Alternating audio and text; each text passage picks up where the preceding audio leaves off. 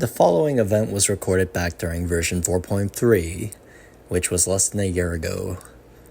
It was a fun event that had a couple of different dialogue choices, and a part that could technically be failed. There was also a scene that had different angles based on your decisions that will be played during the video and at the end of the video because I had no idea how to incorporate both scenes into the original spot. Oops. Anyways, onto the video.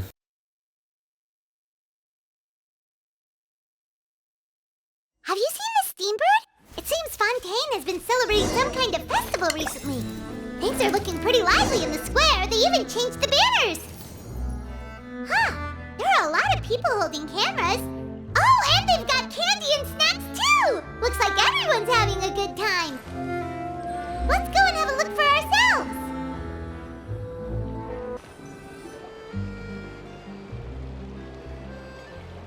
Seriously? But, Mr. Morris, I don't understand, sir. How can you only be telling me this now?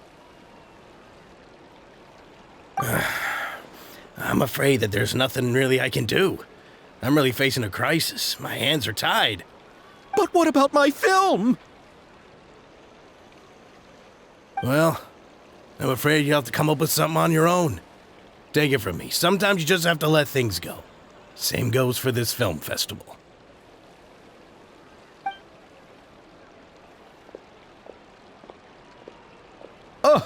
Oh. Hey, isn't that Xavier? So he's back in Fontaine now. Xavier! Oh, why, if it isn't the dear Traveler and Paimon. I really didn't expect to bump into you here at this time. Well, I was doing just fine until I received some terrible news just now. The investor I was working with for my upcoming film has fallen upon some hard times and is no longer able to provide the promised amount of funds. Can't you just find a different investor? Unfortunately, that's not how it works. We had signed an agreement specific to the Fontanalia Film Festival, stipulating that I cannot work with any other investors until the festival is finished. The Fontanalia Film Festival? What's that? Oh, is this your first time participating in Fontaine's Fontanalia Film Festival? Then allow me to fill you in.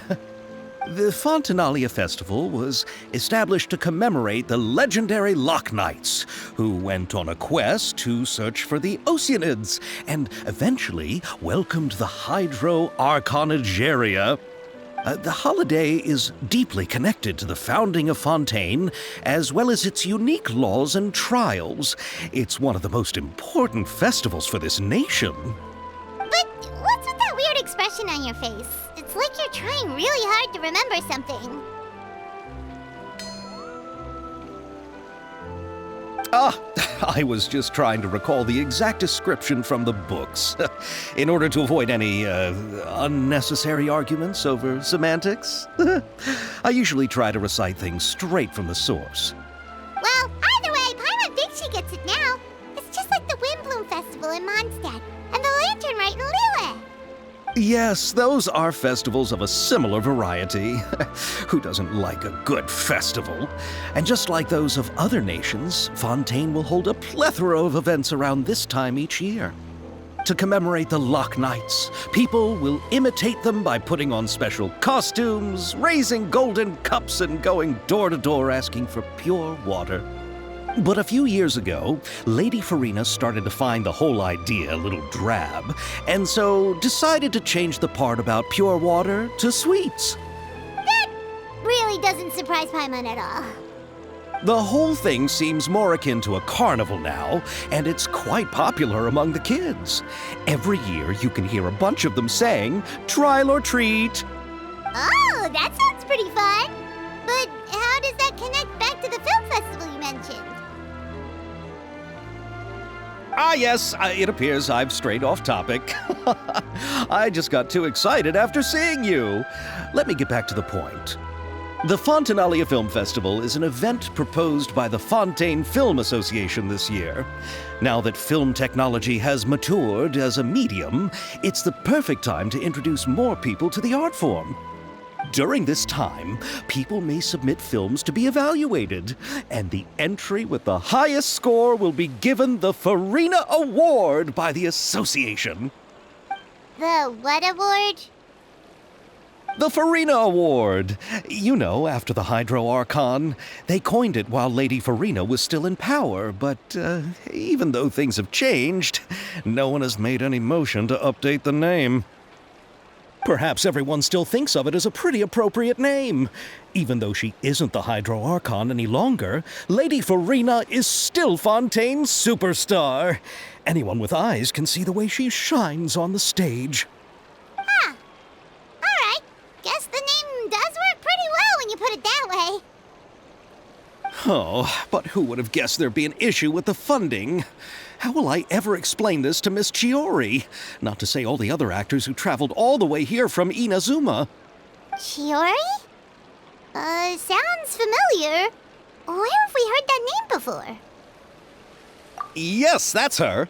I asked her to oversee the event's art direction, including the design of the actors' costumes and appearances. Oh, Paimon remembers now! Navia said that her clothes were designed by Chiori, and Kirara's outfit too! How to describe her? Well, she tends to be pretty direct and can be very forceful when it comes to dealing with people. The fashion world in Fontaine has dubbed her the Thundering Seamstress. Her remarkable designs have led many Fontainians to become very interested in Inazuma. Anyway, Chiori is acquainted with all the actors I've invited from Inazuma. Without her help, I don't think I would have been able to get such an international cast for the film. She really is a kind soul. Who are the actors from Inazuma? Do we know them? Why don't the two of you accompany me to the Aquabus station to welcome them? Judging from the time, the Aquabus should be arriving shortly. Chiori will be waiting to meet me there as well.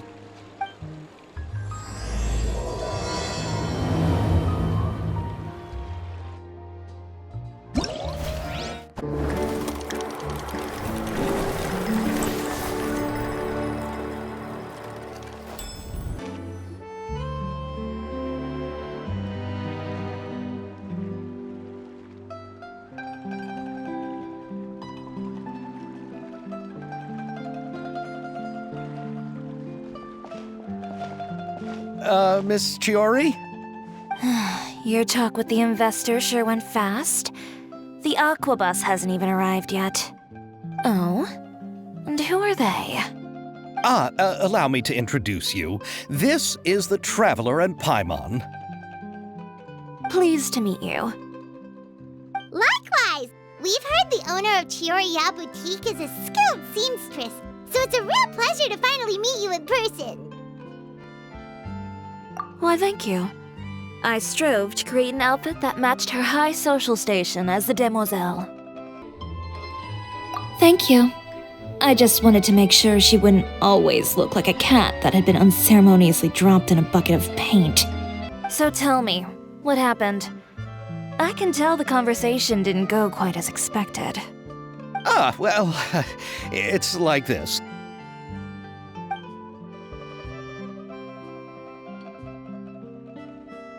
Ugh. I know, Chiori, you don't have to say it. You did remind me that this investor was a little bit sketchy. Yes, there's no doubt about that. But how could I pass it up? He offered me twice as much as the others. And therein lies the problem. Yes, but just put yourself in my shoes. After obtaining such an excellent script, it's only natural that I would want to make the most of the film. The budgets that the others had proposed were nowhere near enough. It's difficult to find someone willing to front such a large amount of mora, so... Don't be sad, Xavier. We might be able to help scrounge up some more together for you. Oh, thank you, Paimon. That means a lot to me. But the cost of the film is staggering. I'm afraid that any mora we can scrounge together in a short amount of time won't even be able to cover the actors' fees. We need to move on. What's happened has already happened, and there's no changing it. But now's not the time to give up. What? You're saying that you have a plan? No, that's not what I mean. I'm simply saying I wouldn't give up just yet. The actors I recommended aren't just after Mora after all.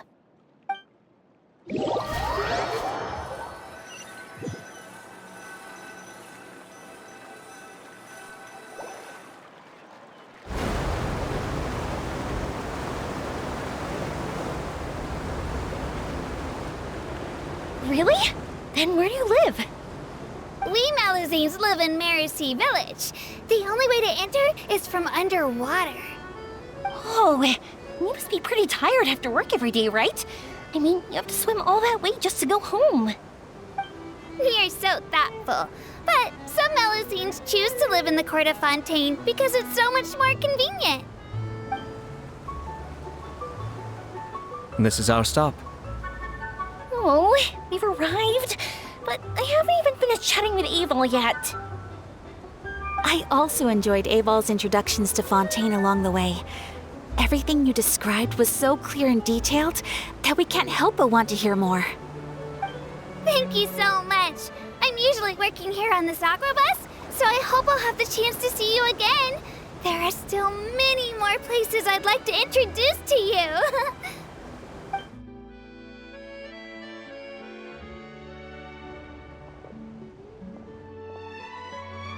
Welcome to the Court of Fontaine. Chiori, you sure have changed a lot. This is the first time we've seen you since you left Inazuma. I haven't realized it's been so long. I was in such a rush when I left that I didn't even get to say goodbye. Thank you for extending the invitation, Mr. Xavier. I'm looking forward to a fruitful trip here in Fontaine. It's an honor to have the head of the Kamisato clan visit us. So they're who you meant when you said you had actors coming from Inazuma? Oh? It's the Traveler and Paimon. Wow, what a coincidence! Ayaka and I were just talking about you on the way here. Are you also here for the film? We just ran into Xavier earlier and came over with him. But I'm not an actress. Sir Kamisato and Lady Ayaka are the real actors here. I'm just tagging along with Ayaka to have a good time together.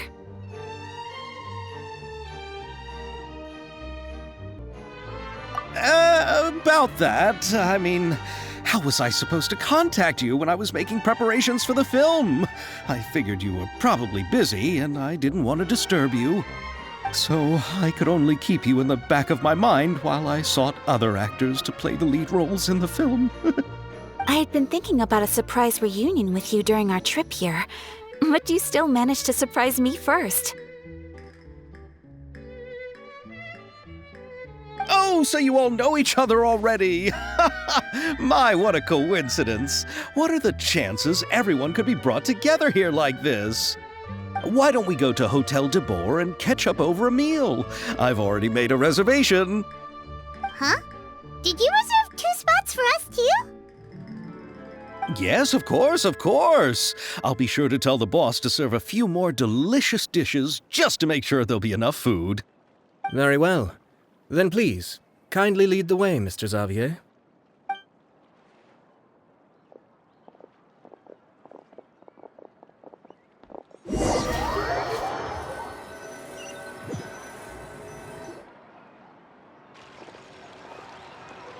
Wow, the buildings in Fontaine are so tall. Just look at how big they are. And there's the fountain that Aval mentioned earlier. It really is a magnificent sight. And look at that huge spinning sphere! Where does it get its power? Wait a sec! Could it be one of those clockwork mecha we've heard so much about? So this is what food from Fontaine is like. It sure is different from what we have in Inazuma. How should I describe it? It seems like you have to go through a lot more steps to make them. And the flavor has many layers too. Yes. When I first went to Inazuma, I actually thought the food there tasted a little too bland.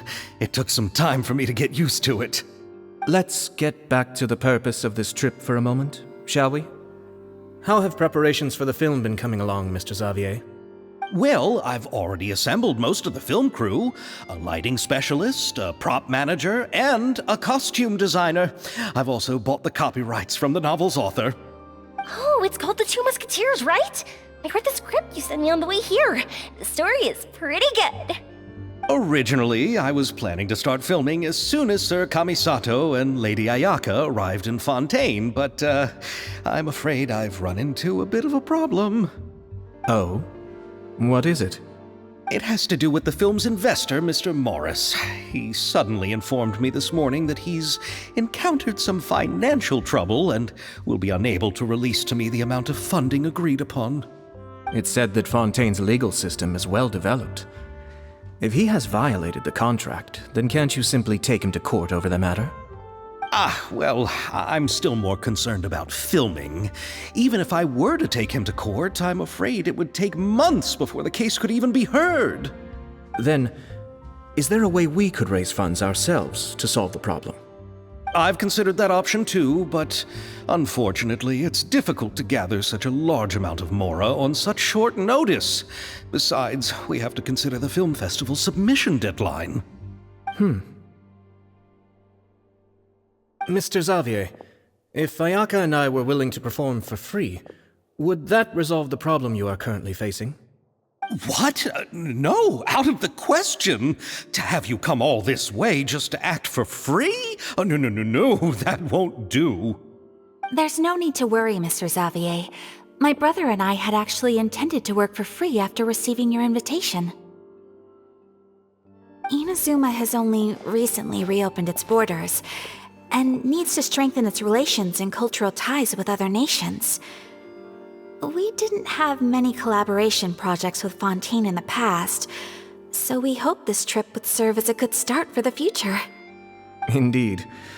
You could say that's the real reason why the Yashiro Commission agreed to come to Fontaine. I understand, but having you two act for free just doesn't seem right. Not at all. While we're officially here to conduct a cultural survey of sorts, we must express our sincerity if we want to establish formal cultural ties with your nation. This film will serve as proof of friendly cooperation and cultural exchange between Inazuma and Fontaine. It's my hope that the film can be finished and released as smoothly as possible. If you still don't feel comfortable with this arrangement, I would also be more than happy to be introduced to some other renowned individuals in Fontaine's literary and artistic circles. All right, I'll do as you say. Thank you so much. I'll make sure to cobble together enough mora now, even if it means selling my house, my camera, and every single family heirloom. Come on now, no need to go that far. I'll also help you out as a brand sponsor. Me too! Even though I didn't bring much more to spend on this trip, it's still better than nothing. You are too kind, all of you. I really don't know how to... Ew. Alright, enough about that. Now that we have Xavier's savings, my support, and 2 leads who are willing to act for free, I think we will be able to make this happen. So, instead of Mora, you'll help with filming and production. Oh, but how can we help with that? We don't know much about making a film. Alright, pull yourself together, Xavier. Tell us if there are still any open positions left among the crew. All right. Let me think. We still need a camera operator, a clapper loader, and someone to manage logistics. I originally wanted to personally serve as director, but I've been too busy working as the producer. So the positions of director and director's assistant will also need to be filled. Paimon knows what the director and the logistics support person do, but what's a clapper loader? The clapper loader is responsible for using the clapperboard to record and organize the information of each shot when the camera operator begins shooting. The work requires both patience and careful attention to detail. A clapperboard? Oh, you mean the thing they hold that goes clap whenever they start filming? Yes, that's right. Are you interested in that job? For sure! Paimon's always wanted to try that! Alright, then you'll be our clapper loader. I can find someone from the store to help with logistics. What do you think, Xavier? Oh, fine by me. As for our camera operator, I was thinking of letting the Traveler take the role. Oh, she's great when it comes to using a camera! Paimon can't even count how many things we've taken photos of during our journey! Yes, that's also what I was thinking. I noticed the Traveler had an eye for photography and composition when we worked together previously. I'm sure that's due to the traveler's journey across Devat and all the places they've seen. After so many adventures, using a camera must be second nature by now. What do you say, Traveler? Are you interested in the job? Thank you. It really means a lot to me. Come on, friend. Let me give you a big warm hug. So, all that's left for us to find is a director and an assistant. Oh, me! I want to be the director's assistant! All we need to do is help the director, right? I can handle that! All right, then all we need is a director.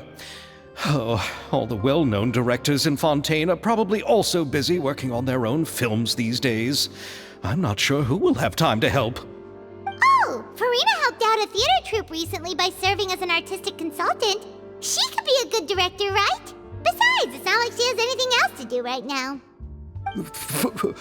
Farina? Do you really think Lady Farina would be willing to help us with our humble project? Isn't that the name of Fontaine's Hydro Archon? My brother has already informed me about what happened here in Fontaine. Yep, that's her! She helped out a theater troupe not too long ago, and now she's taking up work as a director! Well, I saw that musical. Her performance was perfect, and the storyboards were also excellent. Don't let her former identity intimidate you. She's the best candidate we can think of right now. You'll never know until you give her a shot.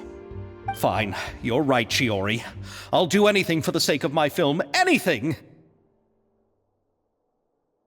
Then I'll have to ask the Traveler and Paimon to show me the way to Lady Farina's residence. I just hope she'll agree to help. Do you need us to also come along? No, there's no need to trouble you with this. Besides, you've just arrived in Fontaine, and I'm sure there are many places you would like to visit. Just leave this task to me. It's part of my duties as the producer. Very well. Then we'll be waiting to hear the good news. I'll go with you. By the way, you might want to consider bringing a gift. And don't worry, we won't simply drop you off at Farina's place. We know Farina pretty well by now, so having some familiar faces there should help your chances. Besides, the whole thing was our idea in the first place. All right, then I'll start making preparations. As for the gift... A gift for someone who was once seen as the Hydro Archon. I wonder what she would like. I recall that Lady Farina once fancied a clockwork ring, so perhaps I should get another exquisite clockwork contraption for her. Huh? Can't we just bring some desserts, like the Fontinalia mousse? But wouldn't that be a little too cheap? She does like desserts, though.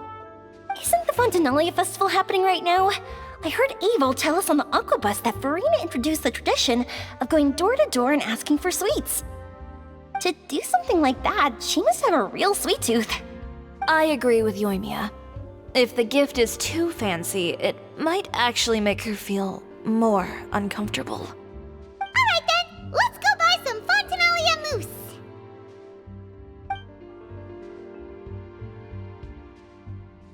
But will that really be enough? We'll be asking her to do a lot of work, you know. You're right. We need to further sweeten the deal. Huh? You want something even sweeter than Fontinalia mousse? Yes, we'll need a gift that's sweeter than any dessert in the world. But what could that be? Your words of praise.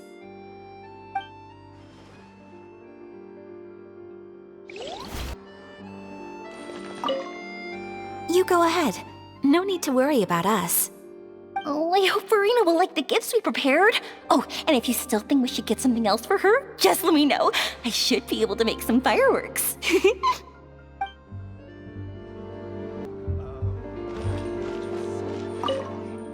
Looking forward to the good news.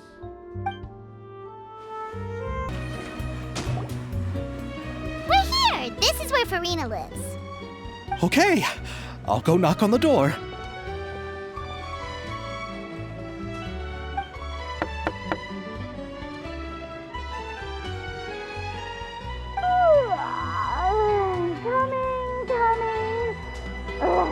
Seriously, who's knocking before afternoon tea? Who are you? Lady Farina, please allow me to introduce myself. I am Xavier, a film director. Hello. Oh, is that the traveler in Paimon I see behind you? And who's this? I'm Chiori. Ah, the one from Chioria Boutique. Hello, hello. So, what are you all doing here?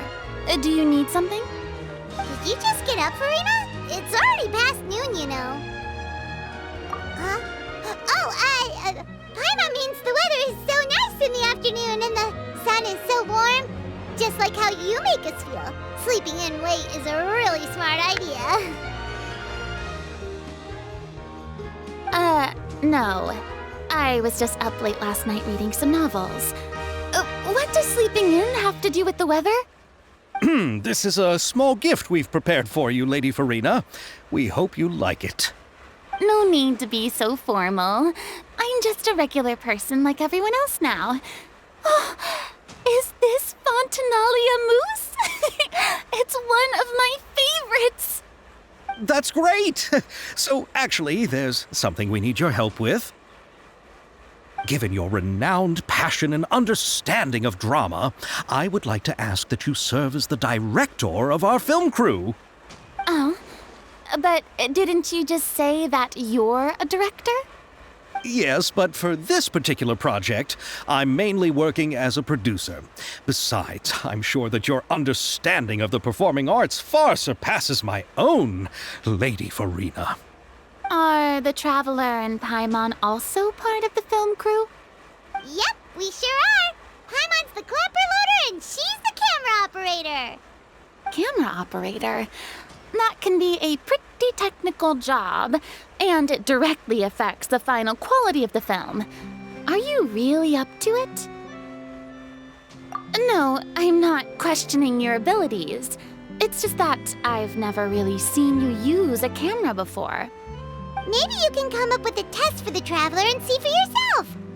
If she can satisfy you with her camera skills, then you'd have nothing to worry about and can join the team. What do you say? You sure are getting better at rolling with the situation, Paimon. Oh, I do wish to see how skilled the Traveler really is with a camera. All right, how about this? We'll work with what we have. I'll give you some scenarios and see if your work is up to my standards. Very good. It's essential for the camera operator to understand the director's vision.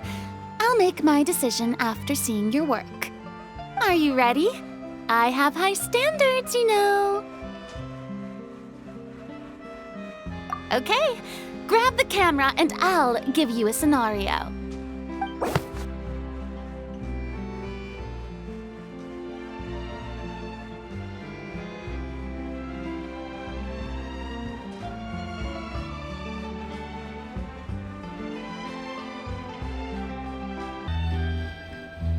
Sure. You can come back once you've reviewed the basics of film composition and feel ready.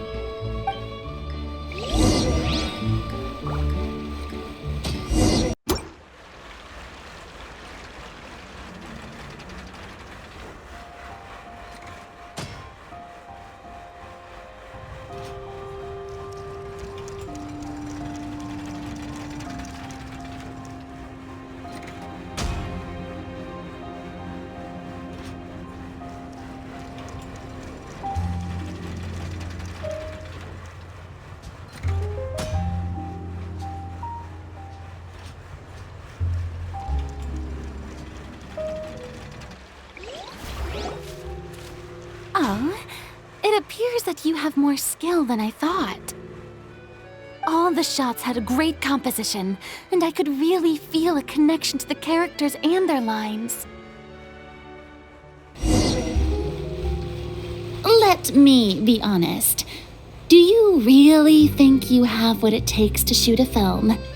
You put no thought into finding a good camera angle, and the characters weren't even in the shots. As for the original intent of the characters' lines, did you leave them somewhere in the vicinity of Elton Trench? I mean, I guess you could be trying to pursue your definition of the avant-garde. If that's what you're doing, I suppose you do have to find yourselves a capable director. Yeah! Does that mean you agree to be our director, Farina? Did you think I would agree just like that? After our performance of The Little Oceanid, I've begun to make a name for myself again, you know. In fact, I've already had several troops approach me for the Fontanalia Film Festival. Unfortunately, the scripts were all pretty boring and didn't pique my interest. If others were to find out I agreed to work with you so easily, then, well... Hey, but didn't we have a deal? What else do we need to do to convince you, Farina? Well, what about the pay? Huh? You know, how much you're willing to pay me to be the director? The pay is also an important factor for me to consider, you know. Well, I can offer you this much? What? That's all? If Nervulat were to hear of this, he could charge you with underpaying your labor. I'm sorry, but our crew is in a tight financial spot at the moment. I see. Well, even though it's highly unlikely now that I'll join your crew, there's still something I'd like to ask. Exactly what film are you planning to make? Oh, our script is an adaptation of The Two Musketeers. Huh? Wait, you mean the suspense thriller novel that was a #1 bestseller? Oh, so Farina's read it too. Of course I read it. I've always had a keen interest in artistic works that strike a chord with the populace. I see. It all makes sense now. You must have used most of the budget to pay for the copyright. Not really. The novel's author transferred the copyright to me practically for free once he heard that I wanted to make a film adaptation of the story. The lack of budget is due to another issue. He probably just wants to get his name out there. So, Mora isn't the most important thing to him right now. It reminds me of a delivery courier who wears one of my designs while traveling all across Teyvat. I didn't charge her much for the outfit either. The exposure she provides for my brand is well worth it. So, are you a big fan of this story, Farina? Well, it's alright. The pacing of the story is good, but the character relationships could use some work. When I was reading it before, I always felt like some things were left on a rather unsatisfactory note. I have high standards, you know. Ahem, Mr. Xavier, if, hypothetically speaking, I agree to be the director, how much freedom would I have in terms of script revisions and creative interpretation? Oh, as much freedom as you would need. I wouldn't dare doubt the tastes of Fontaine's greatest star. Good.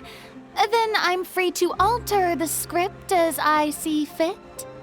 Absolutely, no problem. All right. It seems that your crew really can't go on without my care and direction. So, you agree? Yes, I agree. Although the pay is well below what someone of my caliber deserves, a great script calls for a great director. I mustn't let a perfectly good story be ruined due to lack of funds. If you have fine cheese and bread, you wouldn't just let it sit on the counter and get moldy just because you lack an oven, right? Oh, Hydro Archon above! I'm not dreaming, am I? Somebody pinch me. There's no more Hydro Archon, you know. And it's still a little early to celebrate. There's a lot that goes into shooting a film. Although the trickiest tasks of finalizing the script and casting the actors have already been taken care of, we'll still need to reserve filming locations. Not to say set up lighting and props. And by the way, since we'll be filming the 2 Musketeers, we'll need to find an action choreographer. Ideally, a professional who has actual experience with muskets. Yes, I've thought about this as well. I was hoping that you might know someone who could handle the job. Me? If this was before, I could have simply asked Glorand. But it's already been some time since I last talked to her. Navia can also use firearms, but unfortunately, her style is quite different from that of the characters in the story. Could we ask the Special Security and Surveillance Patrol? Oh, you mean the Special Patrol's Musketeers? Yes, that's right. They work with muskets every day. I can't think of anyone more qualified than them. They would be under Nervilette's jurisdiction. Unfortunately, I don't have any connection with them at all. So, in the end, we still have to start by talking to Nervilette. No need to go to all that trouble. I know their Captain Chevres. Oh, you do? Wait, Chiori, how do you know the captain of the Special Patrol's Musketeers? No particular reason. Running a business means dealing with some trouble from time to time, and she's helped me out on a few occasions. In return, I've helped her handle a few situations in which the Special Patrol couldn't get involved directly. So, we've gotten to know each other over time. So you're saying there's been times when the Special Patrol needed a fashion designer to handle a situation? Your work is becoming more and more mysterious. It'd be best to keep it that way. Anyway, enough about that. What do you all think about asking the captain to be our musket action choreographer? She sounds professional enough. She is a captain, after all. I have no objections. But I imagine the Special Security and Surveillance Patrol must be busy with their duties. Do you think she'd really have time to help us shooting a film? And then there's the issue of pay. Well, it just so happens that she's also not the kind of person that's just after Mora. As for whether she has time, I'll have to go and ask her first. Then I'll leave that to you. Macaroni's on sale today, so I've got to go. You can just tell me how things went when we discuss tomorrow's plan later. No problem. Having Farina join feels like a big boost to our team. Of course. Just wait until the day of our premiere. You'll witness the true power of my name in these lands. You'll be so glad I agreed to help. I can guarantee that even the standing tickets will be sold out. I'll be sure to ask some people I know to see if they'd be willing to act as extras. Seems like you're finally getting more comfortable with your own reputation now. I didn't ask for the Clapper Loader's commentary, Paimon. Then let's get going. I happen to know where Chevres is today. By the way, I'm curious. If my pay is so low, then what about our 2 lead actors? Didn't they travel here all the way from Inazuma? Actually, they told us that they see the trip as part of a cultural exchange, so they didn't ask for any pay. What? So is every person in Tevat who doesn't want money gathered here to shoot this film? Don't tell me Chiori isn't being paid either. I already knew Xavier from before, and he's also agreed to give my brand some good exposure. It seems the gods have really smiled upon you, Xavier. And that certainly doesn't include me, mind you.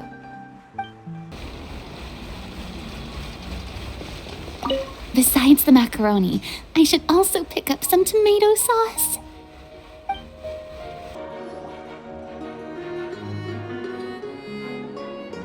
All right, this is the place.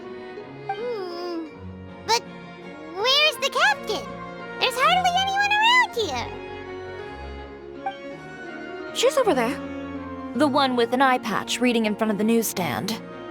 Oh, her! Paimon could tell there was something different about her. She seems kinda intimidating. Please wait here for a moment. I'll go fetch her. She's working now, so you might not want to get in her way. Working? But isn't she just standing there and reading a novel?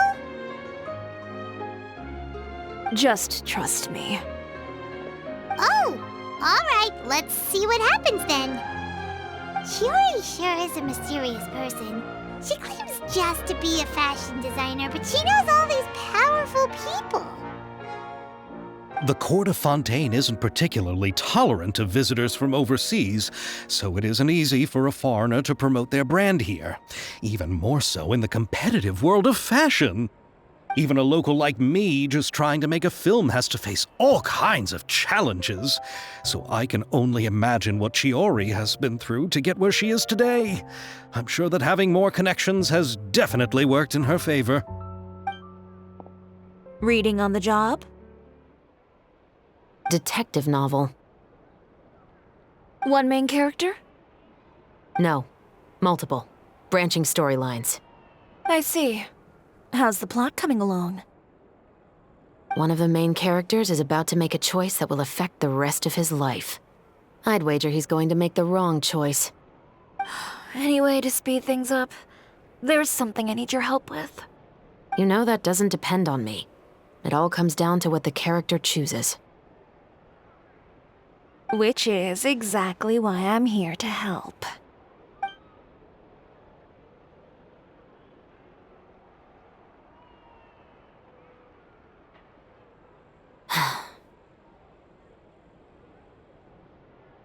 All right.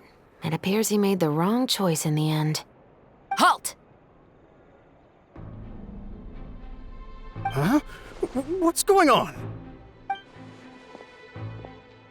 Hand over whatever you're holding.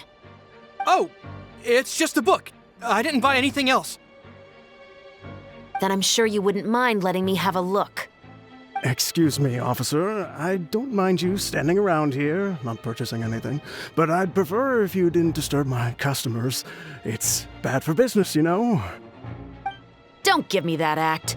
You won't be able to get off so easily either. I am Chevras, captain of Fontaine's Special Security and Surveillance Patrol. I will say this one last time. Hand over whatever you're holding at once. And before you do anything unwise, let me remind you that I'll have you on the ground before you can even think about making a run for it. All right. I'll give it to you. But please let me say something first. If there's any contraband in that book, then the shopkeeper here is the one who slipped it in. I don't have anything to do with this. Why, you trying to leave me on the hook, huh? You were the one who said you wanted it. Save it for the interrogation room. Take them away, Letelier.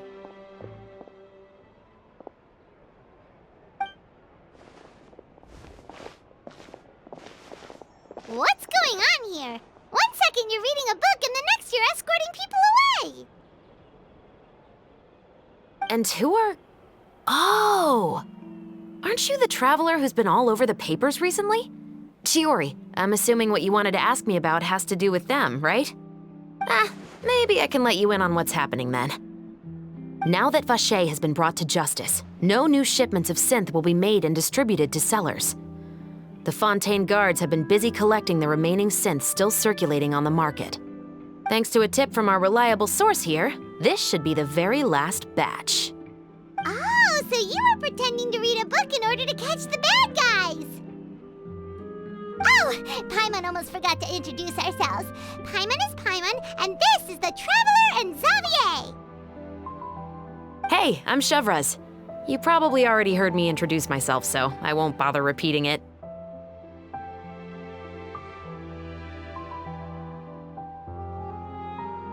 Yeah, why didn't you make a move as soon as you had the chance? Were you worried that my intel wasn't accurate? No, I wanted to see if the shopkeeper would turn himself in first.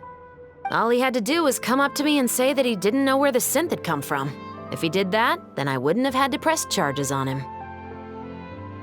He had the whole day to turn the synth over to Chevreuse. But instead, the moment I came up and blocked Chevreus's line of sight, he took the opportunity to sell it off. Yep, he made the wrong choice, even though the right choice was right there in front of him. But you knew they wouldn't make the right choice. Yeah, I knew. I was just hoping I'd be wrong for once. Enough about that, though. What did you want to ask me about?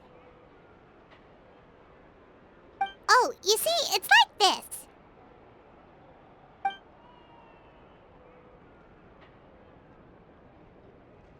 The Two Musketeers. You certainly have a good eye for a story. So what do you need me to do? Just be the action choreographer for the actors? Yes, that's right.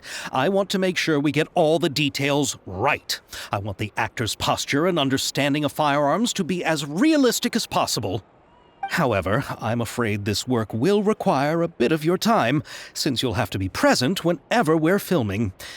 Also, as for the pay... No need to say any more. I'll join. Huh? Just like that!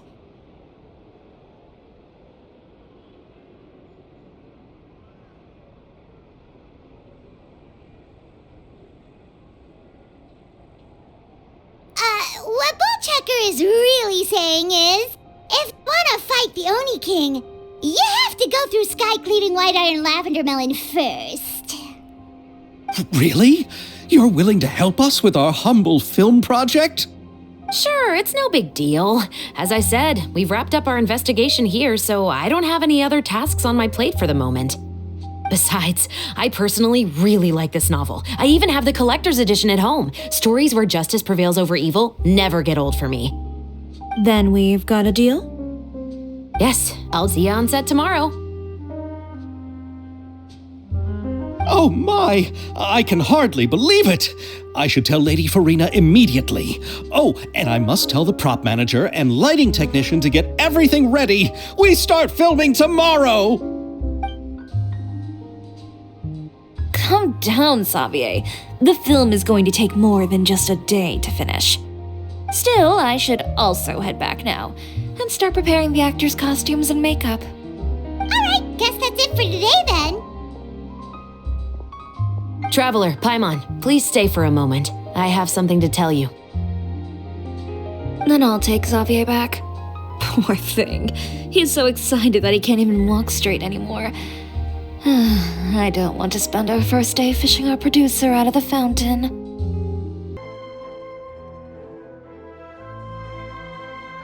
Yep, see you tomorrow. He'd better.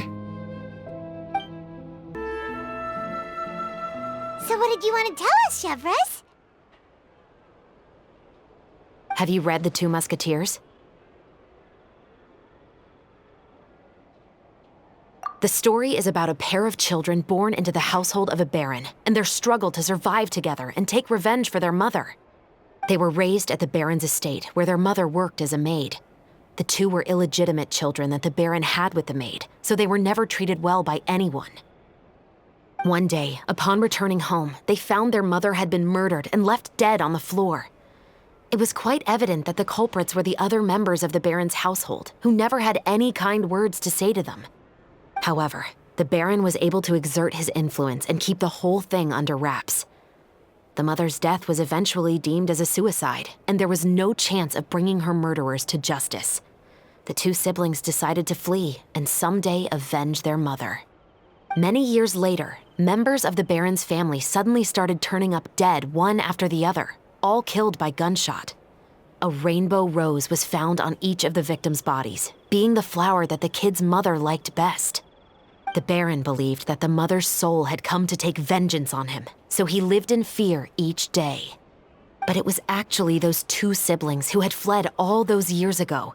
They relied on each other to survive and trained day and night, eventually becoming adept musketeers. They used all of their abilities to collect evidence and clues before executing their plan and exacting revenge on the Baron. Their actions let the truth behind their mother's death be known to all. That's quite an exhilarating story. Yep, the Baron got what he deserved for his evil deeds, and justice was able to prevail. It was just the kind of story I enjoy.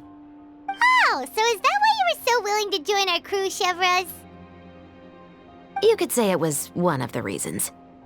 Oh, you mean there were other reasons too? I've read the reports about you. Whether it was at the trials or when you lent your hand to resolve our nation's crisis, you've shown that you've got a strong sense of justice, as well as a great mind for deductions. Yes, you're as sharp as I expected. It seems you've experienced many similar situations before. There's been a recent murder case involving Muskets. The perpetrator's methods appear to be very similar to what is described in the novel. Huh? Really? But Paimon didn't see anything about that in today's papers. The Marechaussee Phantom hasn't yet released any information to the public because the investigation is currently at a standstill. The murderer is extremely cautious. A murder involving firearms? But not that many people use those in Fontaine, right?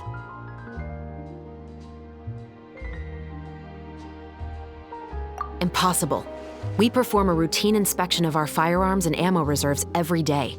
If one of the weapons had been fired, it would stick out like a sore thumb. Besides, I trust the members of my platoon. However... Well, that's all I can disclose about the case today. Huh? What do you mean? I hope you all can go back and get some shut-eye. You can decide tomorrow whether or not you'd like to join the investigation with me. I'm aware this might not be the ideal time to add more to your plate, but the more capable people we have, the better the chances that justice will prevail. Carrying out investigations isn't actually supposed to be our responsibility. Our job is to apprehend the perpetrators. Finding them is really up to the Marechaussee Phantom. You could say I'm taking part in the investigation out of personal interest. I don't want people to see Muskets in a negative way, and also, I'm concerned about the similarity between the crimes and the story. You mean they might be connected somehow? I suspect so. Just to make myself clear, this is not an order, nor is it a deal of any kind.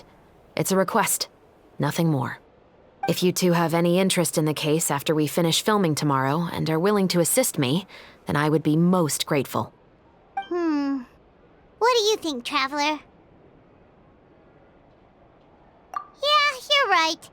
Paimon's getting a little tired, too. We've really been hustling all day. You'd better head back and get some rest. It's good to keep a calm mind, especially when you're about to make an important decision. Otherwise, when the moment comes, you might end up like that shopkeeper and not even realize that the right choice is right there in front of you.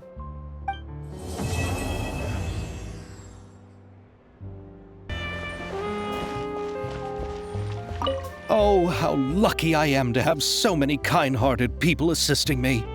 Yeah, just watch your step now. Everything I've been through is starting to pay off now. There finally is a light at the end of the tunnel. Ah, I see it now. What lies before me is a whole world of hope. No, what lies before you is the fountain. I hope you can start seeing clearly, or you'll end up taking a dip in it.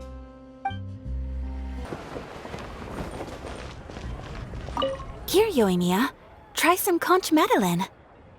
No, you ordered it, Ayaka, so you should be the first to try. To be honest, I ordered it for you. You're fond of desserts, aren't you? Well, in that case, I guess I shouldn't refuse. Let's try some together.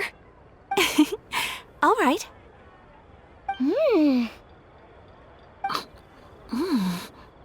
This is amazing! Oh, the texture is so soft. You can feel the super rich aroma of butter as soon as you take a bite. And the aftertaste is pure bliss. Great. I'm glad you like it. I enjoyed it too. And I really like the swirly design. I've heard that it's supposed to look like a barrel conch.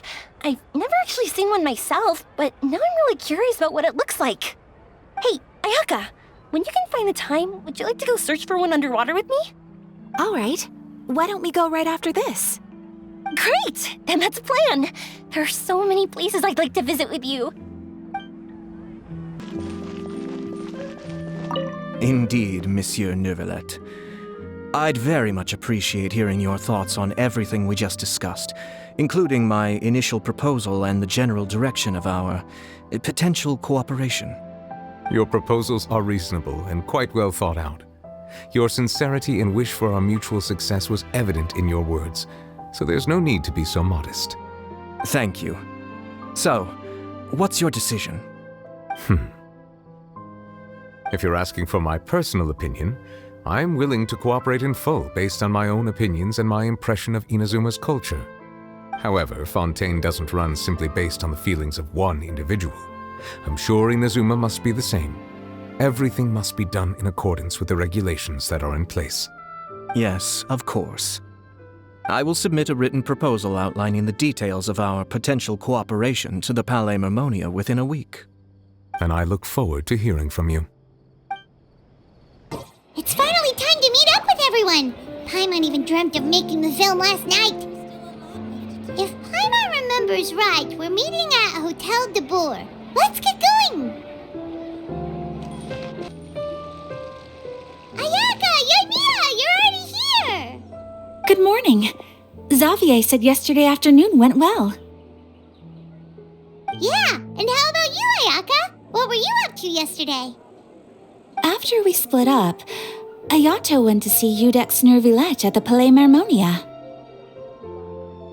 I was originally thinking of going with him, but he said he could manage it himself. He told me to go see the sights around Fontaine and to enjoy the local culture. So I rode the aquabus with Yoimiya and visited the opera house on Aranias Island. Yeah, you wouldn't believe what we saw there! 2 mechanical puppets that were dancing together! You've already seen them, right? Yeah, those two! Amazing, aren't they? We sat and watched for quite a while. It was mesmerizing, like we could keep watching them forever. Oh, it was the same for us the first time we saw them, too! Afterwards, we went swimming at the beach! Well, diving, to be exact. It was the first time I ever breathed underwater! I held Ayaka's hand and we counted down together. 3, 2, 1, and then splash! We were beneath the waves.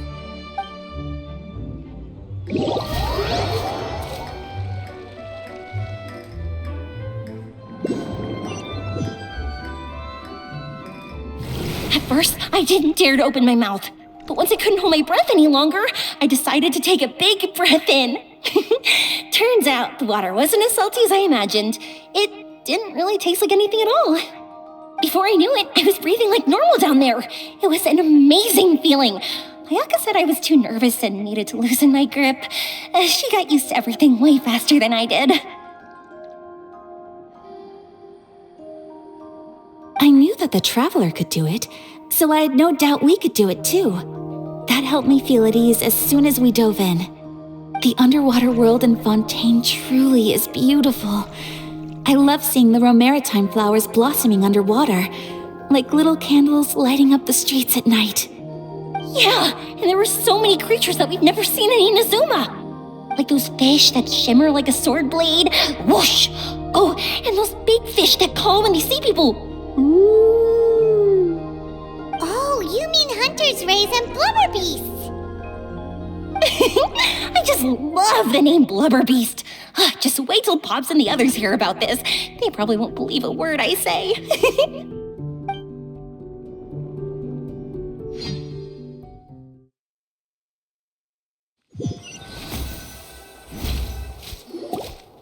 Yoimiya was down there for quite a while. It was dark before we finally rode the aquabus back to the city. I figured she'd want to sleep in today. Yeah, even I was worried that I wouldn't be able to get up. I still felt like I was drifting in the waves when I went to sleep last night. But as soon as I woke up today, I remembered that we'd all be shooting a film together, and I was ready to go. Speaking of the film, where's everybody else? My brother and Xavier were speaking to the restaurant owner about using the place as a filming location. They should be here soon. As for the others, We're here. Please excuse my tardiness. I just finished the Special Patrol's 6-mile morning jog. Wait, 6 miles? I'm so tired. I heard you all chatting, so I decided to come down. I sure could use some of that endless energy everyone else has. Good morning, everyone.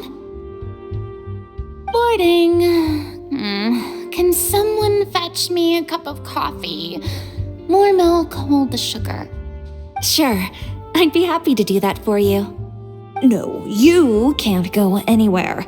Please, have a seat over here so I can get started on your makeup. The last thing I want is coffee stains on my costumes.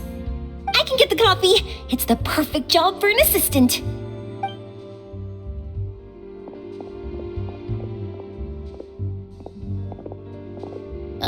So much energy.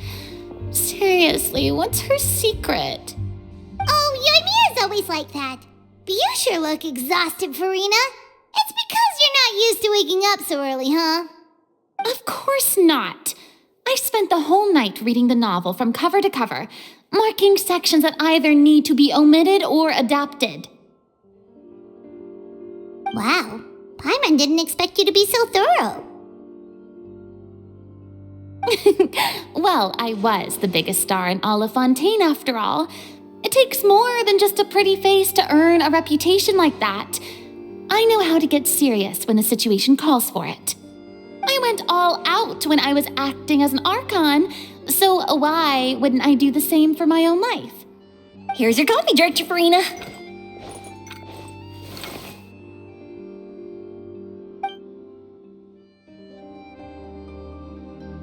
Oh, thank you. The sound of being called director and the aroma of coffee feels almost as refreshing as hearing the birds chirping in the morning. It seems everyone has managed to arrive on time. We've reached an agreement with the restaurant owner. We are free to use the second floor to shoot our film. Really? That's great! He is really looking forward to our film and hopes that providing his restaurant as a filming location will attract more customers. Well then, Mr. Xavier, I'll leave the rest to you. Okay, thanks. First, I'd like to introduce our new members. This is our prop manager, Veronique. She'll be in charge of all the film's props and items. And this is Bonneau, our lighting technician. He'll be in charge of lighting and illumination to set up each scene's atmosphere. Wow, sure feels like we have some real professionals joining the crew now. First of all, please allow me to first express my sincerest gratitude to everyone in the crew. When my investor informed me yesterday that he wouldn't be able to provide the funds, I really thought that this was the nail in the coffin for this film. I had no idea that I'd find so many people willing to help me on such short notice. Thank you. Thank you all from the bottom of my heart. No need to be so cordial, Mr. Xavier. We're all honored to be a part of this. Your works made a profound impression on me when I saw them back in Inazuma. I am sure that someday, this film will be remembered as a prime example of cultural exchange between Fontaine and Inazuma. Yes, the story is the reason I agreed to join. I can't bear to even imagine what this film would look like without the very best director. Anyway, I would like to make a promise to everyone that as the producer of this film, I'll do whatever I can to ensure that everything goes as smoothly as possible. This is not just my film. It also embodies the thoughts and feelings of every person here, as well as the endless effort we are about to pour into it. So, without further ado, the Two Musketeers will officially begin filming now!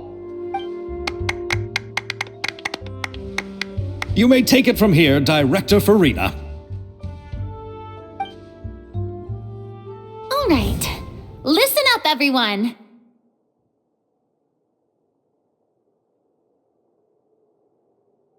The first scene takes place when the two young musketeers are living at the Baron's home, still unaware of all that is about to happen to them. We'll need props and lighting to set the scene. Our lead actors can go get their makeup done, and extras, please take this time to go over your positions. Whoa. Seems Farina's really kicking things into gear as the director. Is everyone clear? I don't want anyone traipsing around the set like umbrella finches. All right, cameras will start rolling as soon as the set is ready. Let's make a film that'll make some serious waves in Fontaine. Not the kind of waves that drown people. I mean, the good kind of waves. Seems like she's still a bit traumatized by that. Anyway, let's go see if there's anything we can do to help.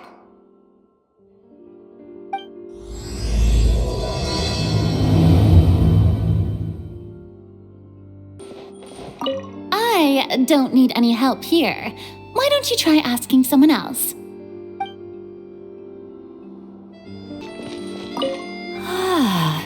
So this is what a musket looks like. Not exactly. How about here? A little more to the left. You got it. Hey, Yoimiya, do you need a hand? No, I'm fine. You know, doing the lighting is kind of like designing a fireworks show. It's interesting to imagine what kind of atmosphere the lights will create. I heard that the Traveler will be operating the camera and Paimon will be the clapper loader, right? Those roles are just perfect for the two of you. Really?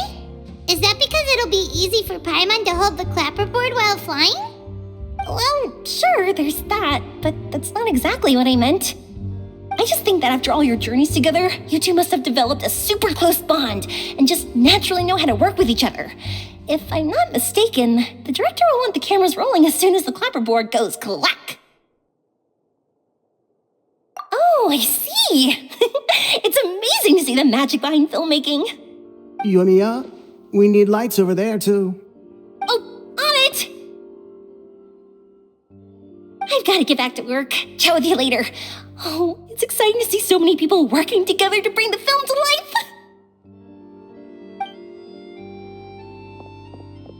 Seems like Yoimiya's really getting into it. But she was right. We do have a super close bond, don't we? Paimon's really happy to hear that.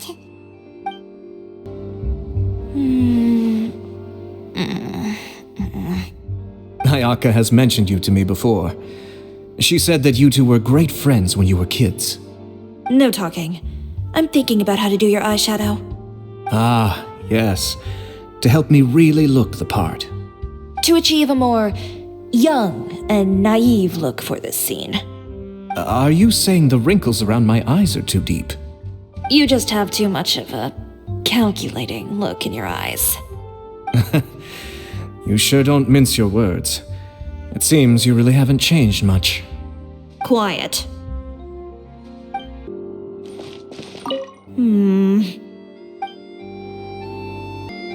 So, this is a real musket? No, it's just a prop weapon. Not bad. Have you seen a real musket before? Only in books and newspapers. I made this one based on the relative shape and proportions I saw in reference images. When we're filming, some special gunpowder will be applied around the muzzle, which will help create the flash and smoke effects of a real gun being fired. Which means it'll be up to the actors to portray the recoil. That's right. The sound effects for gunshots will also be added in post-production. Thank you, Veronique. I think I know where to start now. However, the musket's gears and firing pin could still use some work. Adding some wear on the metallic components will make them appear more realistic. Also, be sure to rub the muskets with some oil each time before we start shooting. That'll give the impression that the firearms have been well maintained. Good point. You seem to know a lot, Miss Chevres. I assume you use these types of firearms on a regular basis? Yes, I perform routine maintenance on my weapons every day. Just like we as people need to eat and sleep, muskets need to be cleaned and maintained. I also perform similar care for my sword every day, and familiarize myself with its shape and weight, to the point where it feels like a natural extension of my body. Yes, this way, our weapons will never betray us in the heat of battle. Yes, well said. It seems we have the same philosophy on this topic. Oh, sounds like they found a common interest to talk about. Though these props differ from the muskets I use, I can still give you some pointers. Good. I look forward to your instruction. First and foremost, never point the weapon at anyone, regardless of whether it's a real or prop weapon or whether you're holding it or it's on the table. This holds for any time when you're not actively engaging an enemy. Okay, understood. When aiming the musket, extend your arm so that it's level with your shoulder and use your eye to look down the weapon's sights.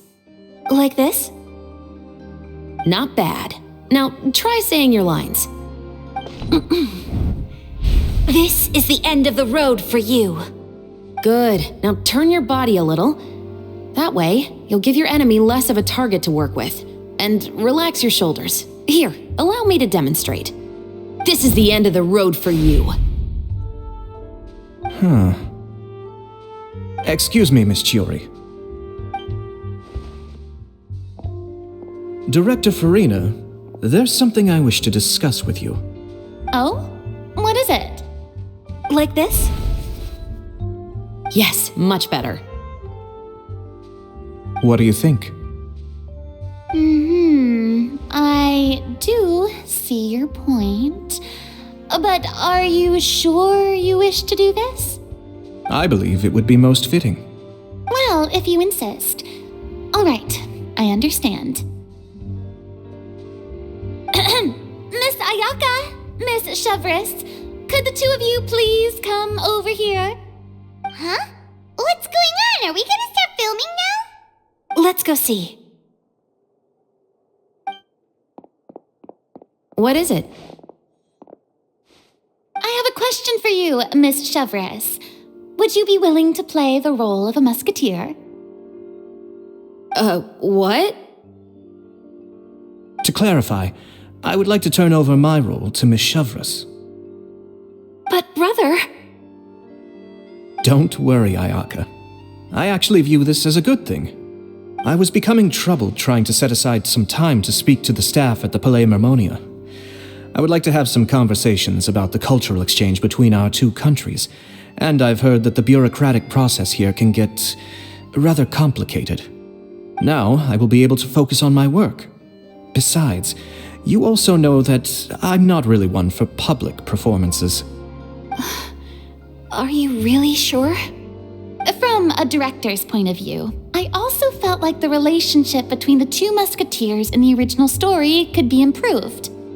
The older brother in the story plays the lead role with his overbearing character, but this causes his character to overshadow that of his sister, and the theme of the two supporting and relying on each other isn't conveyed very well.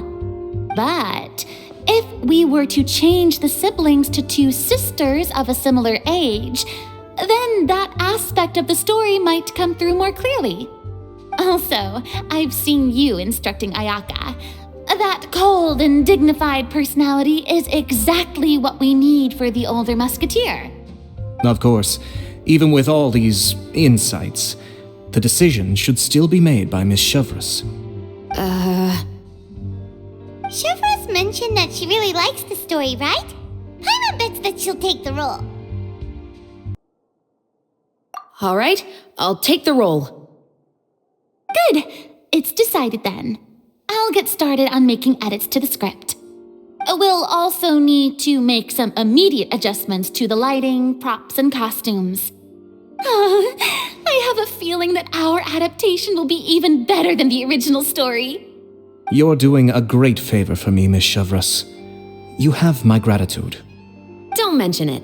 I like this character, so if anything, I should be the one thanking you. Well, since my brother is the one who brought up the idea, I suppose there's no need to worry. Let's go, Miss Chevres. I look forward to working with you. Please, just call me Chevres.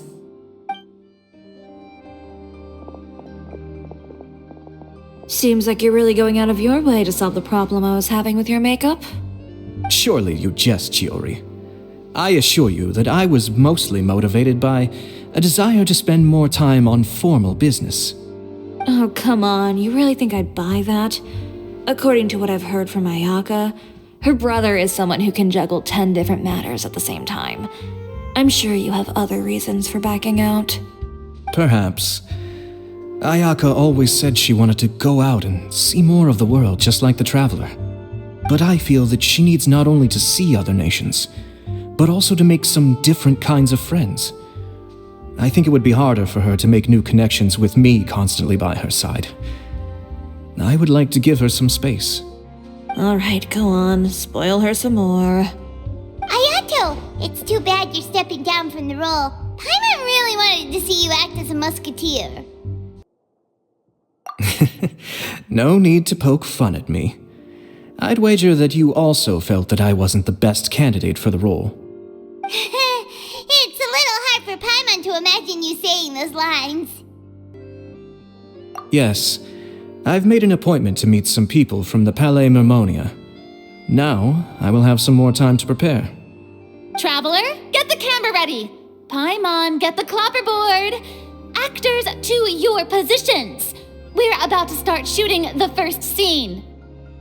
Go on now. And please take good care of Ayaka. Yep, don't worry. Huh? What bruises? Oh, I must have bumped into something while I was working yesterday. But I didn't notice them this morning. Then perhaps they're from when I accidentally tripped when I was out just now. By the way, did you have fun playing at home?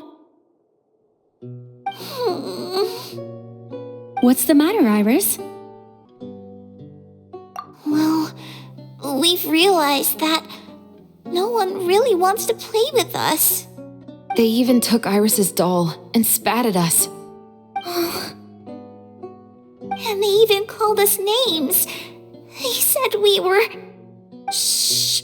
It's all right. Don't worry. Girls, listen to me. Well, we've realized that no one really wants to play with us. They even took Iris's doll and spat at us. And they even called us names. They said we were...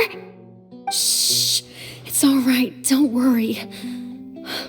Girls, listen to me. It doesn't matter what anyone says. Don't listen to them.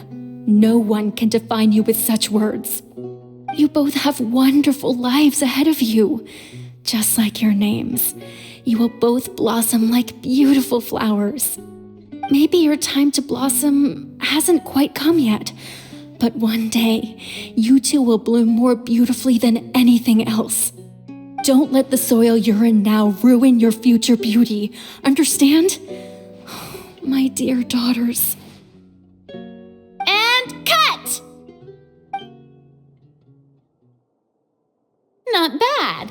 The actors' emotions were all on point. Let's keep that take. Also, if our clapper loader could avoid shouting at the start of the scene next time. Oh, got it. Great. I was a little worried that my nerves would get the better of me. What about you, Chevros? I felt fine. The lines weren't too difficult at all. Seems like Farina must have adapted the role nicely. You two were great.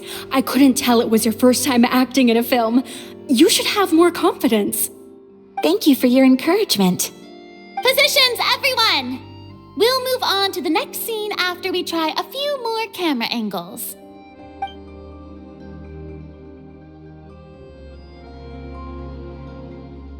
This scene is when our two characters return home, only to discover their mother has been murdered. Ready? Lights! Camera! Action! Mother, we're back. Mother?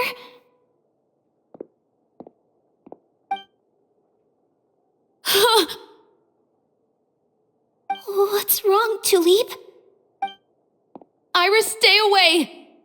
Huh? Why? What's... Mother! Mother... She's... Huh? There's poison in this cup. Huh? I could have sworn I've seen this kind of cup before. Those aristocrats. They didn't even try to cover up their actions.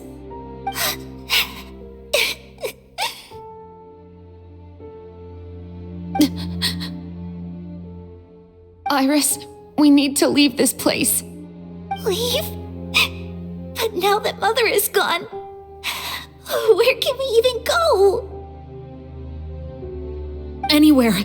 All I know is that we can't stay in this house. But are we just going to let them get away with this? We'll have our revenge, I promise you. Just not right now.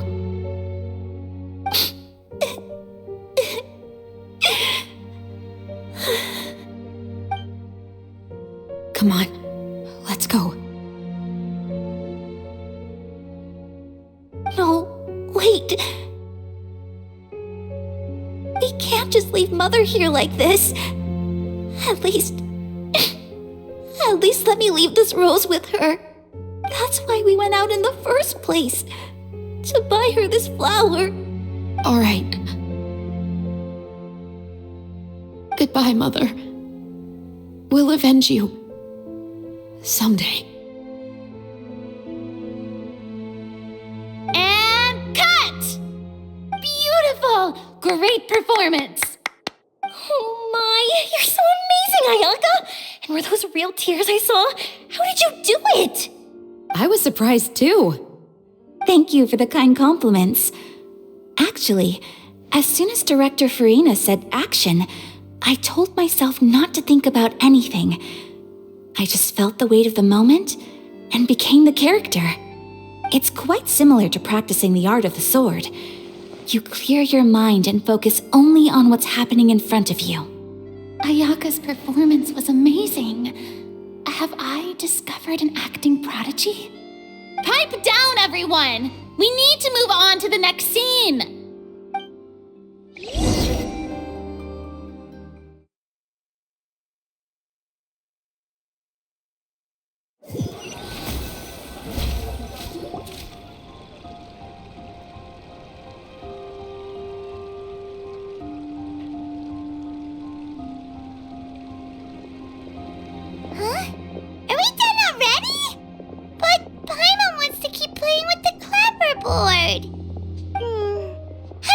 Traveler, is your arm sore from holding the camera all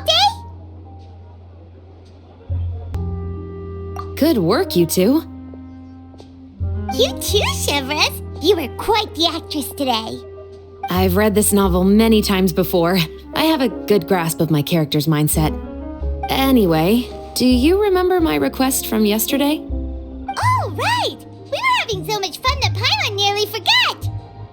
You have a case where the murders seem really similar to the cases in the novel, right? So, how are they similar exactly? In the story, the main characters grow up to become two musketeers, always using their guns to carry out their revenge. And on each of the victims, they place a rainbow rose as a signal that they've returned. Yes, that's correct. We found rainbow roses just like in the novel. Seems like you're connecting the dots now. Oh, that does sound pretty concerning. Especially after seeing the script today. Oh, now Paimon can't stop wondering what kind of ulterior motive the murderer might have. What do you think, Traveler? You're smart. Paimon wants to hear your thoughts. Good. On behalf of Fontaine's Special Security and Surveillance Patrol, thank you for your dedication to justice.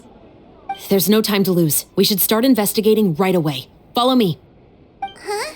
Right now? Well, we just got done filming all day. Paimon's so tired. The most valuable intel always comes after nightfall. They are like small, remote islands in the middle of the sea. If you don't stay vigilant, you will pass right by them in the fog. That's how one of my favorite books always puts it, at least.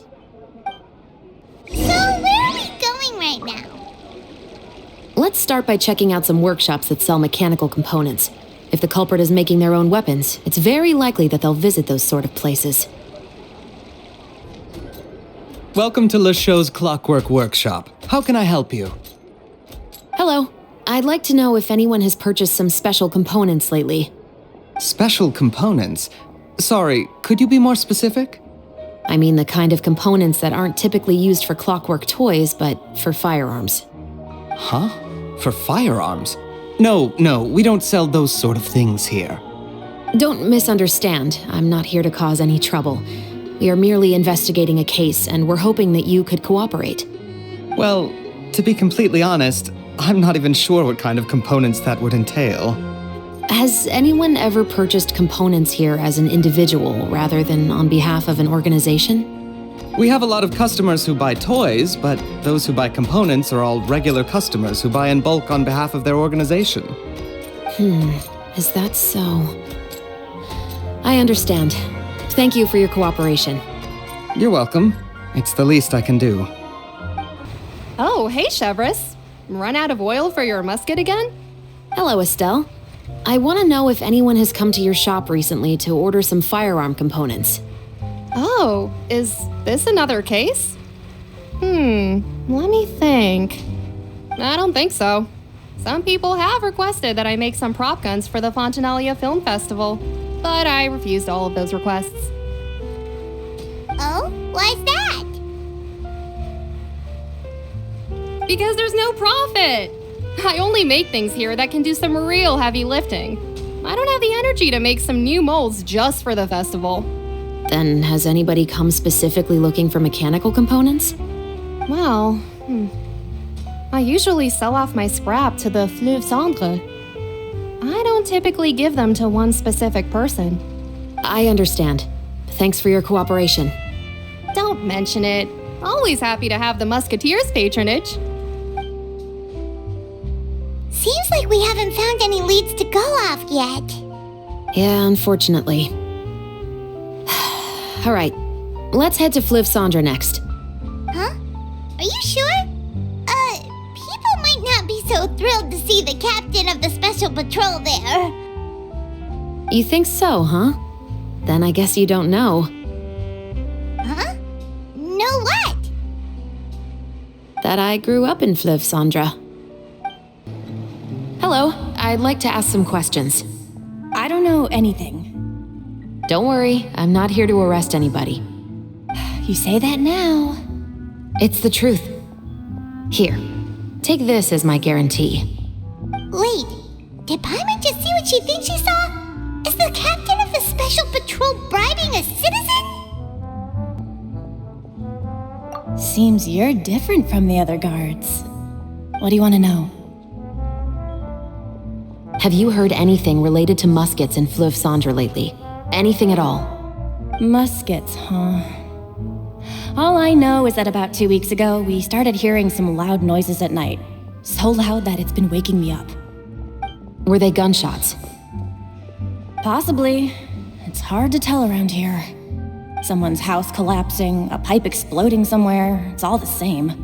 But the noises I'm talking about definitely happened after I fell asleep. Do you know where the noises were coming from? I don't remember clearly.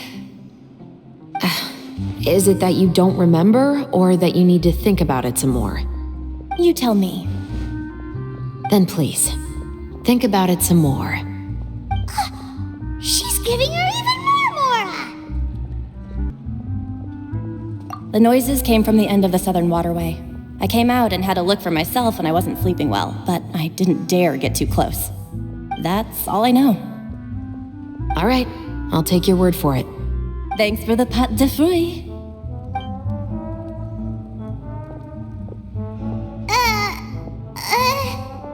No need to be surprised.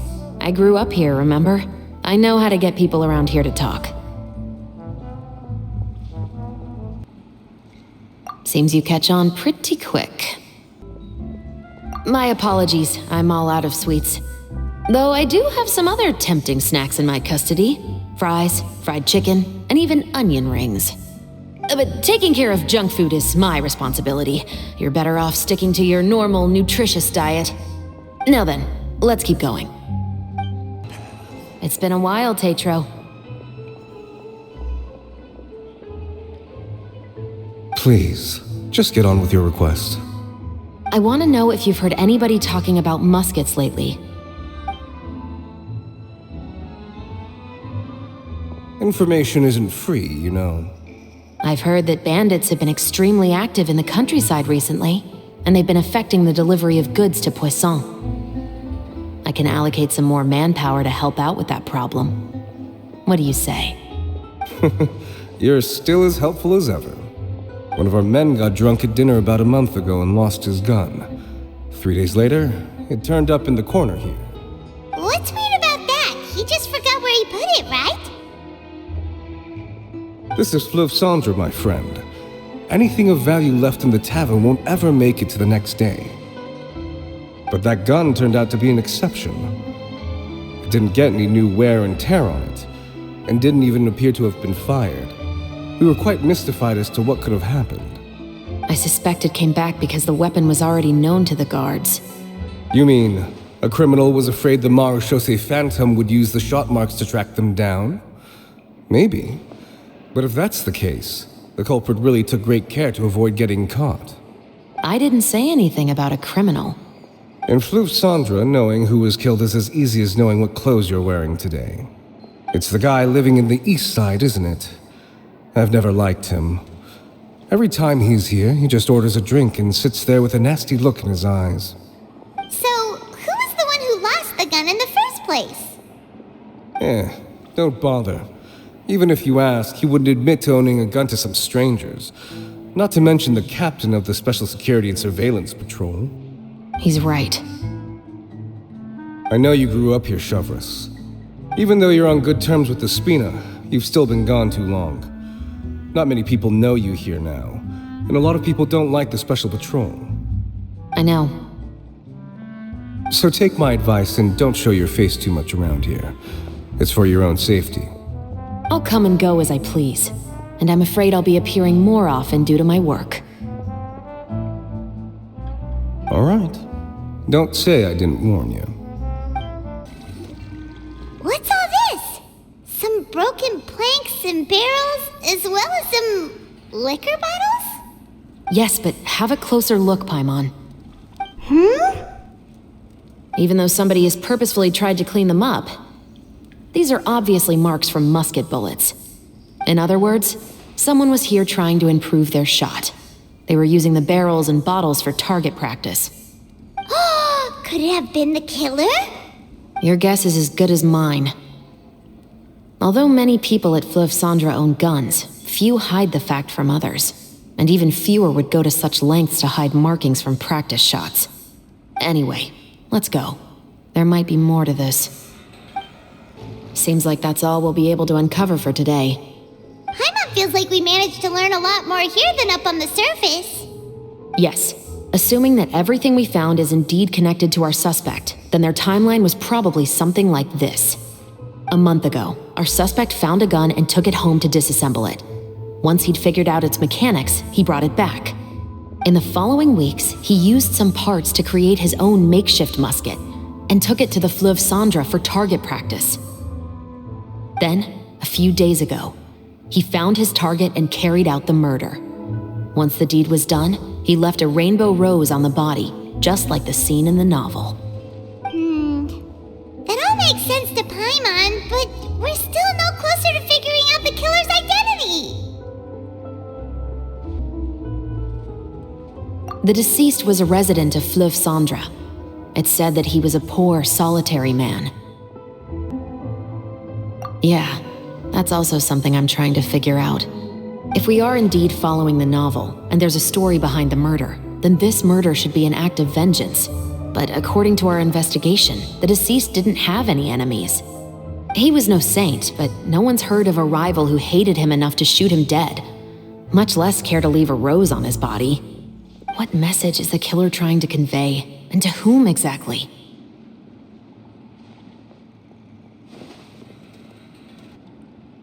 We've thoroughly investigated that possibility.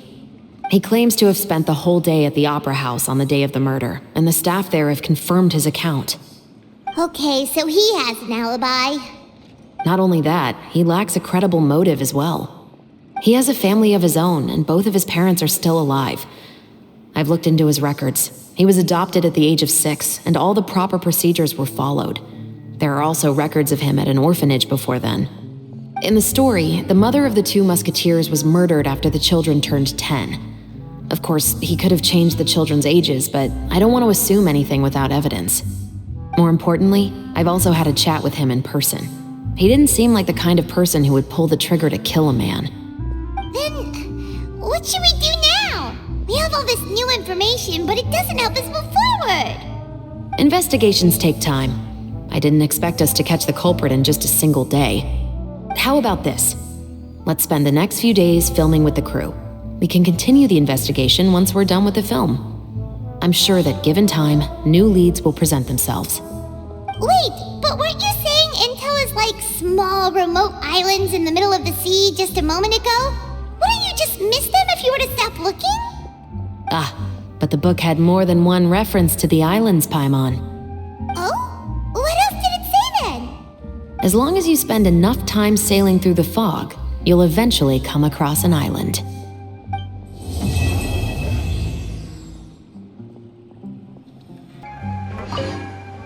What? Never thought that the captain of the security and surveillance patrol could come from the Fleuve Cendra? Honestly, I'm pretty shocked too. There used to be a time when I thought I would never be able to join the guards. But as long as you can distinguish yourself through your accomplishments and skills, you'll eventually be recognized for your worth. If you look at it another way, my life at Fleuve Cendra has actually taught me a lot of valuable skills. Skills like how to barter with criminals or how to think in their shoes. Of course, I'd appreciate it if you could keep this a secret between us.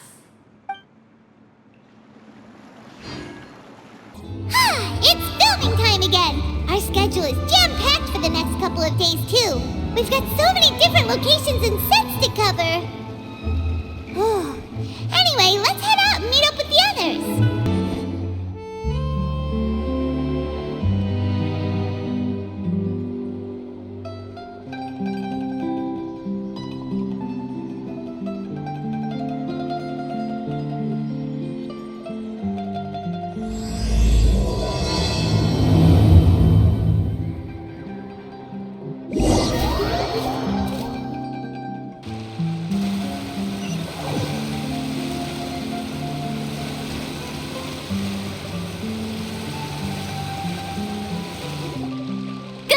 Everyone, we're looking to wrap with our 2 main ladies today.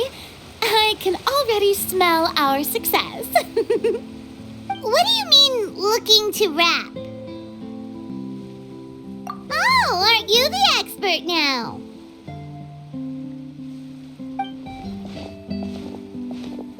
This upcoming scene is the 2 musketeers' final confrontation with the Baron.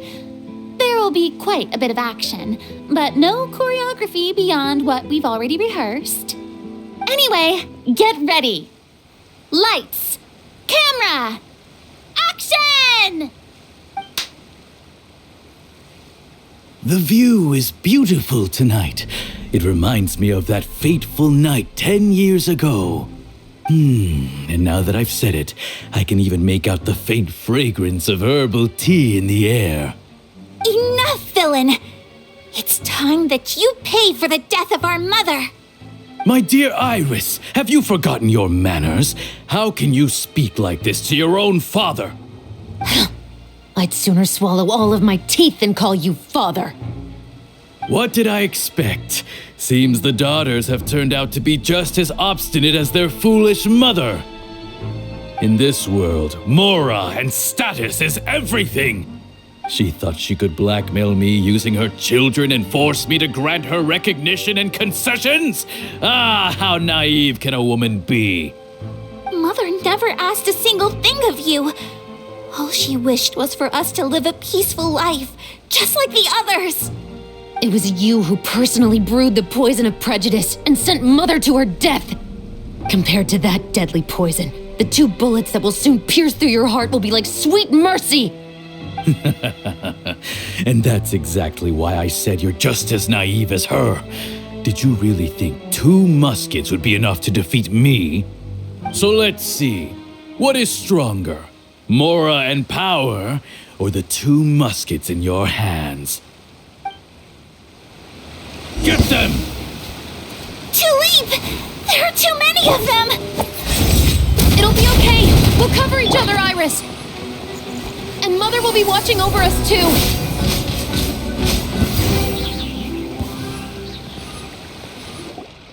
You've lost. To think I'd lose to my own 2 kids. We are no children of yours, and we'll never call that place our home.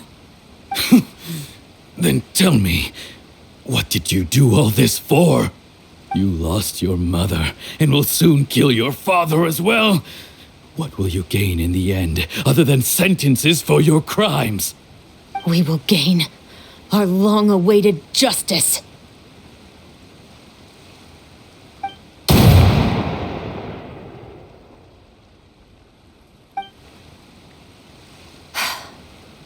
It's over. Finally, it's over.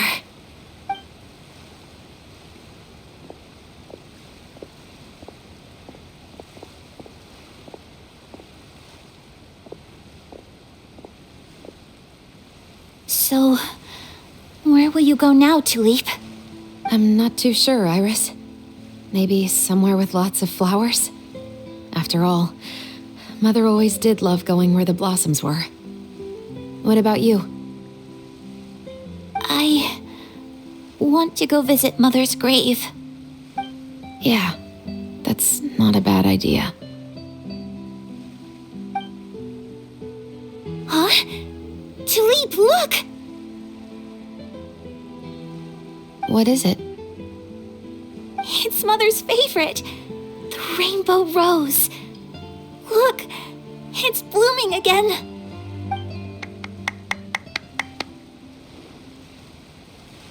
Excellent! That was beyond mesmerizing. Even I didn't expect the scene to go so well.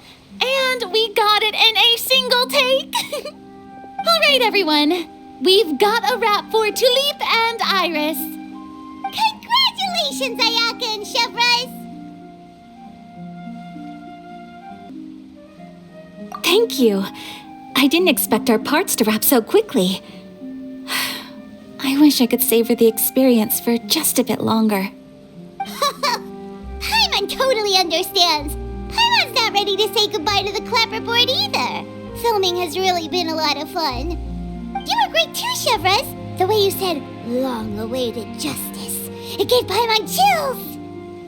That is indeed my favorite line in the whole book. I still remember trying to act it out in my room the first few times I read it. Whoa, Paimon would have never guessed you're that type. Who doesn't like stories where the guilty are punished and justice prevails over evil? Don't forget, I'm the captain of the Special Security and Surveillance Patrol. Captain, I have something urgent to report. Please excuse me, everyone. I'll be back in just a moment. It's okay, don't worry about us.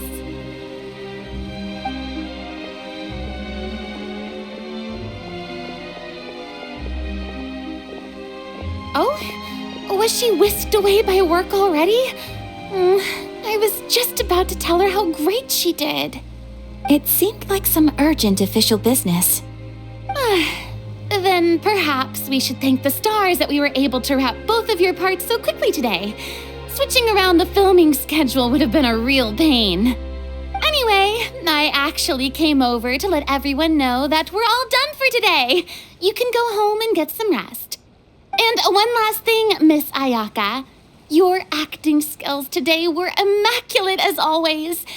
Are you sure you won't consider taking up full-time acting? See, I just happen to know this great troupe that's still looking for a lead actress. Thank you for your kind words, Director Farina. Unfortunately, there are still many matters that I have to take care of back home at the Yashiro Commission. I cannot remain in Fontaine to pursue an acting career. Nevertheless, I will make sure to treasure this incredible opportunity in my heart. Oh, that's a shame, but I understand. Just let me know if you ever change your mind. I believe it's also about time for me to take my leave. But hopefully I'll see you on set over the next few days. Even though my part's wrapped, I'd still like to swing by and help out the crew. See you tomorrow, Traveler and Paimon. Yep, see you tomorrow! Well, what should we do next? Maybe we'll go investigate the case some more with Shivers today. Traveler, Paimon, please come with me. Huh? Where are we going? You could say that our ship has finally chanced upon one of those small, remote islands of intel.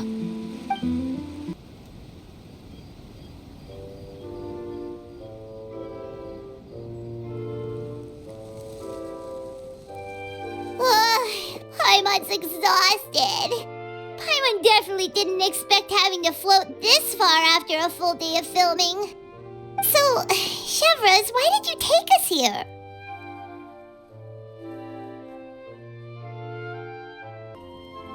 Affirmative. It wasn't anything conclusive, but it should show us a clear way forward. Have you ever heard of someone by the name of Emily? Oh, you mean that famous perfumer? She's a good friend of mine. She's lent me her aid several times in the past to resolve some difficult cases. After I discovered the rainbow rose at the scene of the murder, I sent it to her. After all, she's probably the foremost expert on flowers and scents in all of Fontaine. And then? There was nothing remarkable about the flower or the trace amounts of soil left on it. But according to Emily, the rainbow rose left by the killer was derived from a very rare cultivar. Huh. Paimon didn't know that there were different varieties of rainbow rose. Paimon just thought they grew everywhere in the wild. Flowers that are deliberately cultivated will always show some different features from those that bloom in the wild. We already knew that the rose left at the scene belonged to a special cultivar, but with Emily's expertise, we were able to pinpoint the place where it was first picked from. Oh, Paimon gets it now. So whoever first planted that rainbow rose was probably the killer. Precisely. And after we checked what we learned against some sales records from the past, we discovered that there's only one person in all of Fontaine who could grow and sell this specific cultivar. Really? And who is it? It's the novelist. But didn't you say he had an alibi? To be clear, I haven't changed my mind about him. I still don't think he was the one who pulled the trigger. However, that doesn't mean the true culprit never visited him at his home or never purchased a rainbow rose from his garden. Whatever the case, we will have to confirm a number of things with him. So you mean the next place we need to go is... Yes, we're going to pay him a visit at his home.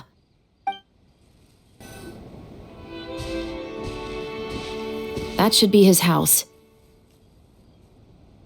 There are so many Gardamex stationed around the place. That's pretty unusual, right? According to what he told me last time we spoke, he hired them so he won't be harassed or disturbed. Huh. So there are a lot of flowers in his garden, but Paimon doesn't think we'll be able to pick one without alerting the Gardamex. Right, which is exactly why I think there has to be a special connection between him and the killer. So, should we knock? Just wait here for now. I'd like to take care of a number of those Gardamex first. But they're so far away. How are you planning to do that? Don't forget, Paimon, I'm actually the real-life captain of the Musketeers.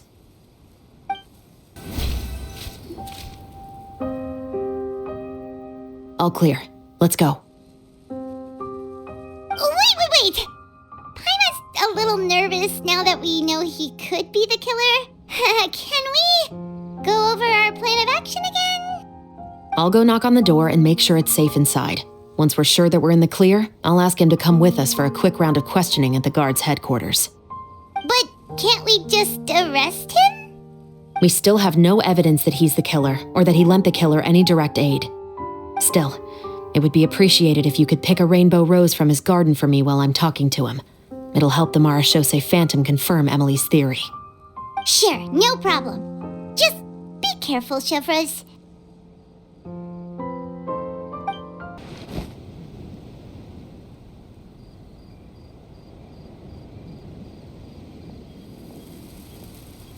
Excuse me, Mr. Baptiste, are you home?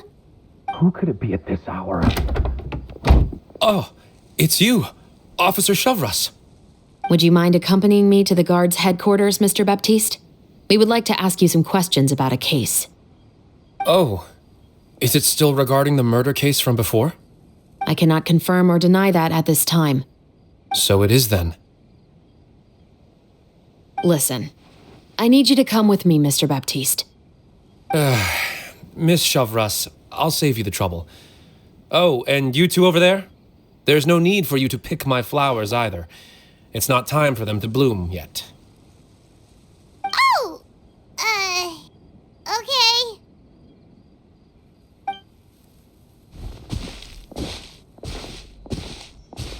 By saving me the trouble, you mean... I will confess, I was the killer. Huh? He just admitted he's guilty! Please relax, everyone. I'm not armed. The musket you're looking for has been buried in my backyard. Then it's my responsibility to inform you, Mr. Baptiste, that everything you say right now will be used as evidence for the inevitable trial. Yes, I am perfectly aware of that. I must say, I hate this feeling. Oh? Is it because I confessed? Or because you've been proven wrong? Both, I suppose.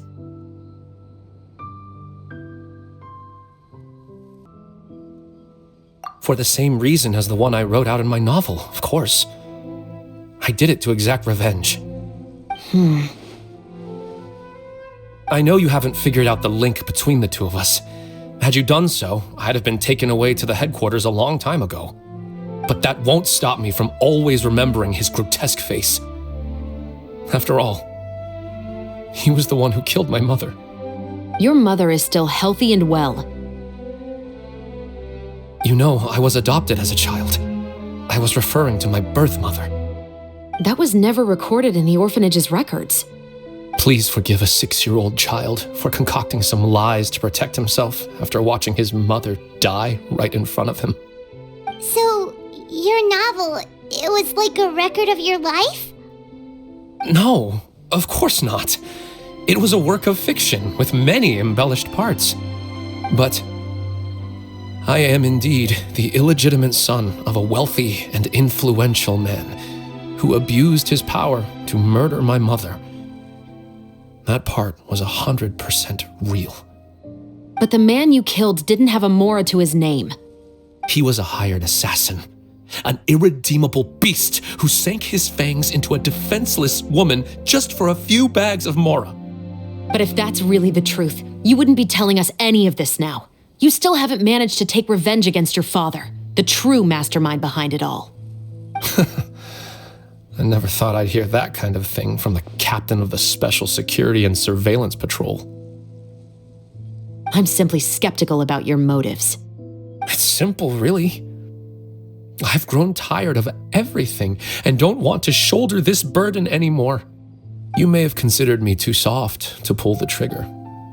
Well, as it turns out, you are exactly right. I've become overwhelmed by the aftermath of the murder.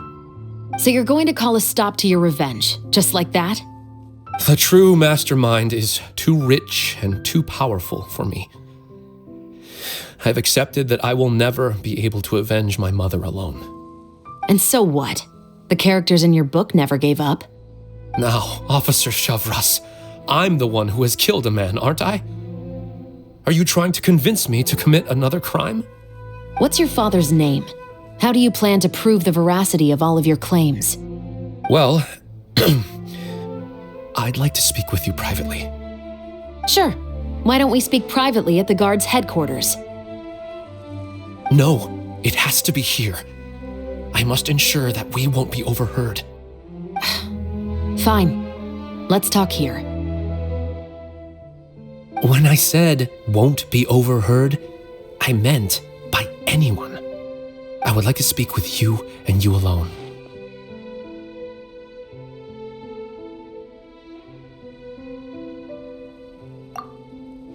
Thanks. I appreciate it. Please stay safe, Chevres.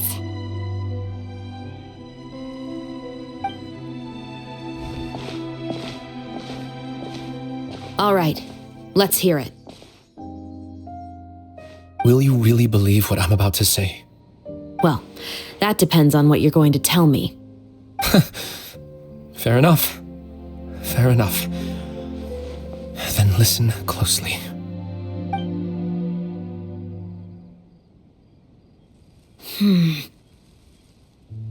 So that's how it's all connected. So, it seems you believe me after all. Do you want me to go public with this? No, of course not. At least, not right now. Then why did you bother telling me? You've read my work. What do you think? Even if you were to go public with all of this right now, he'd simply deny everything. It's been too long. Almost 20 years. Anything that could be used as evidence has long faded away. Even if there might have been a solitary island of truth once upon a time, it has long sunk beneath the waves by now. Justice will never find him. Not if you don't try. I know that as the captain of the Special Security and Surveillance Patrol, you will always stand on the side of justice. But do you really think a cushy life in prison really constitutes justice for him? I bet he could lead an extremely comfortable life in the fortress of Meripede. What are you trying to say? I've been observing you from a distance. Your portrayal of the musketeer was exquisite. Pull the trigger of justice against him. Let the villain get what he deserves. You want me to let you go so you may complete your revenge? No, Officer Chavras. I know that would be impossible. No. What I'd like is for you to perform the deed on my behalf. Oh, Chevres sure is taking her time. What could they be talking about anyway? Oh, Paimon's worried. What if he decided to attack her? Oh, you do have a point. Still, do you have any idea who the rich person might be? And why the novelist doesn't want us to hear what he's saying to Chevres? Sorry to keep you waiting, you two. Hey, how did your talk go?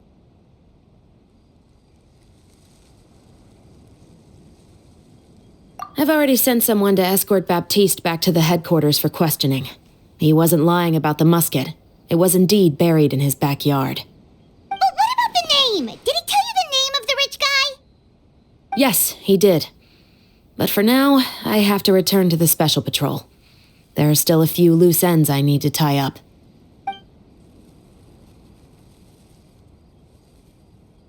I'll probably be quite busy over the next few days, so apologies if you don't see me on set. All right, Paimon understands if you can't tell us everything you know. We'll just keep an eye on the Steambird then. Actually, there's still something else I need your help with.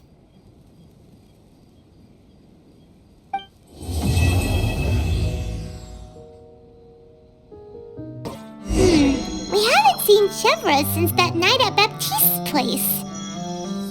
Well, guess there's no point in worrying about it now. Let's go join up with the others.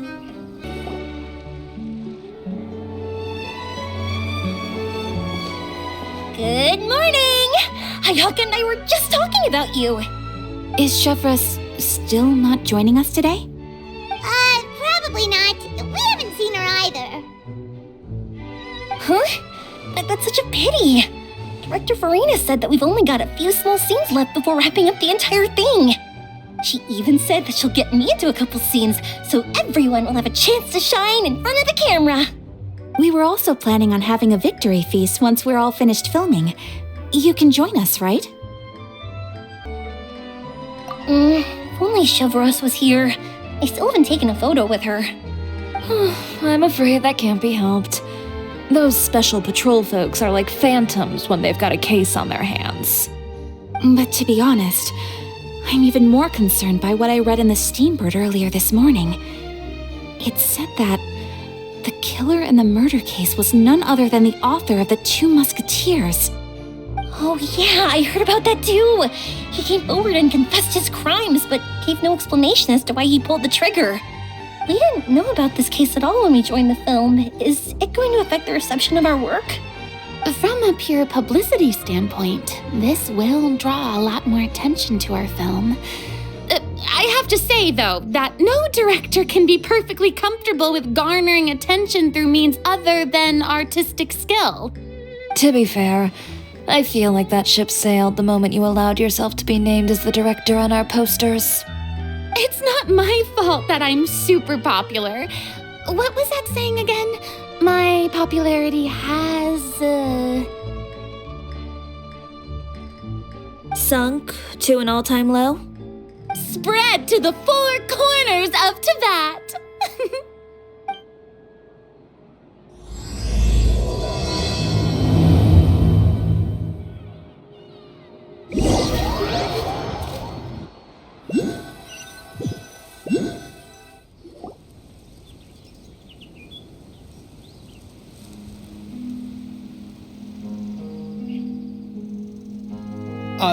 Excuse me, everyone.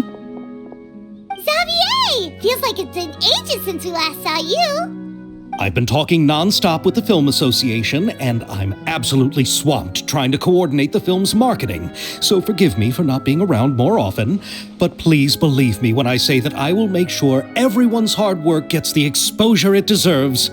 Oh, seems like you've been fighting your own battles. Yes, that's one way to put it. Oh, and before we begin the final round of filming, please allow me to finally introduce you to the original investor of our film, Mr. Morris. A pleasure to meet you all. Yes, glad to make your acquaintance, Mr. Morris. We've heard about the issues you've encountered with your financial situation, and genuinely hope that things have taken a turn for the better. Oh, well, the situation has indeed improved somewhat. Don't worry, Mr. Morris. Accidents and last-minute challenges happen all the time. There's no need to blame yourself over it.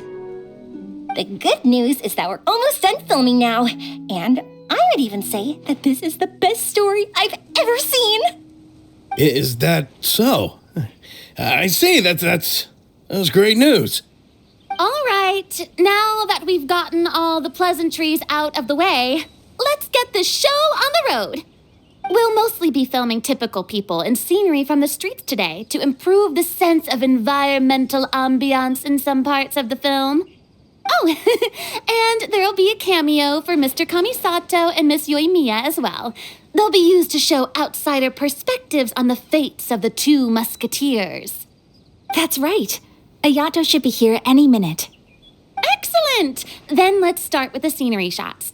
Camera and clapper loader, you're up. Yep, we'll be ready. Remember, all we need are some wide zoom shots of the streets. If you happen to find some particularly lovely patches of flowers and grass, feel free to grab some close-ups of those as well. Ready? Lights! Camera! Action! Okay, now move the camera slowly. Try to focus on that flower.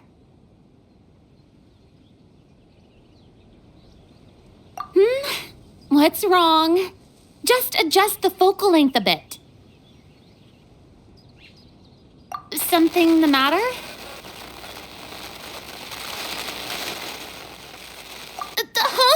But wasn't it working fine for all the days before? Veronique, can we try a different camera? No problem. How about this one? All right, let's give it another try. Lights, camera, action!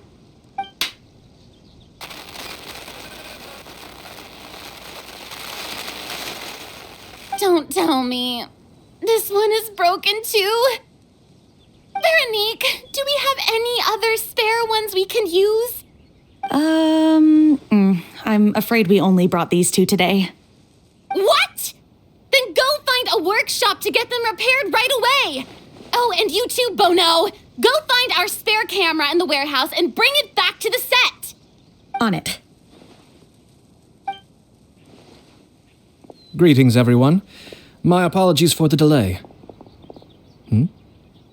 Is something the matter, Ayaka? It seems like there are some issues with the filming equipment today. We're stuck for the moment. I see.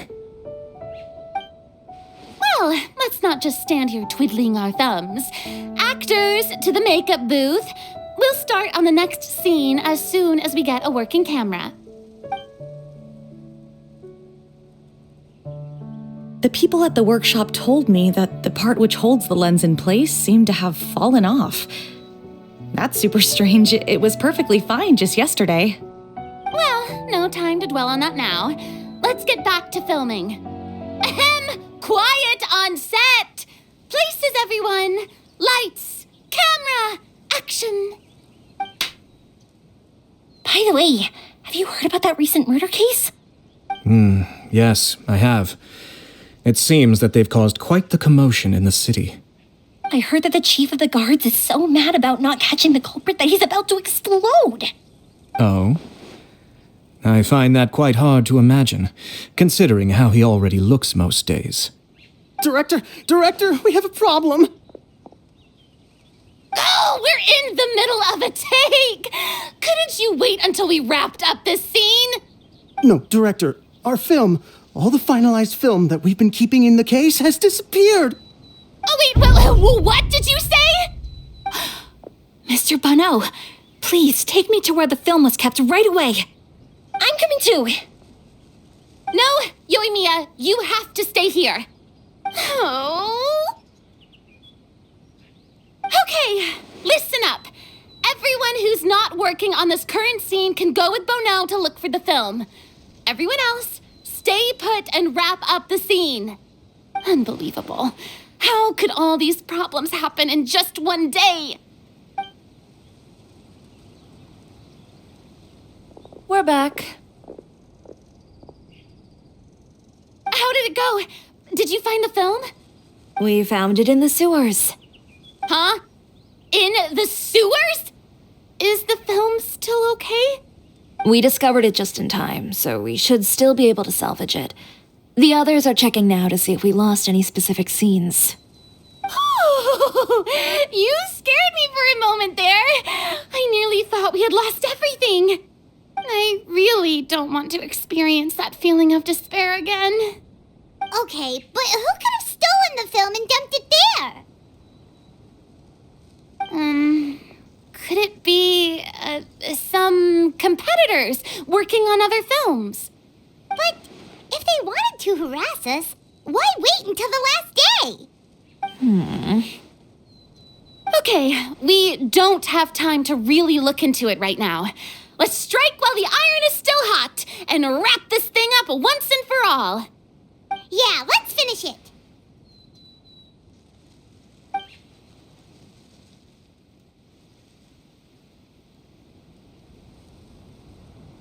I would like to officially announce that our entry to the festival, The Two Musketeers, has now concluded filming! Paimon is spent. It's so late already. Even though the filming process proved to be extremely challenging, everyone provided valuable and unique contributions to the final product. Thank you all for your dedication and support. And just like Director Farina, I would also like to extend my most heartfelt thanks to all of you. Really, you've all helped me so much. All right, Alright, let's save the awards speech for later, and hopefully also get some rehearsals in before the real thing. Anyway, now it's time to party! Let's all make our way to the beach and have a celebration feast so loud and fun that even the blubber beast will want in. Party, party! Paimon wants to party! Whoa, this place is hopping. Everyone's finally getting to relax after wrapping up the film. Let's go chat with someone. Have you ever seen a fireworks show, Mr. Morris? It's pretty amazing.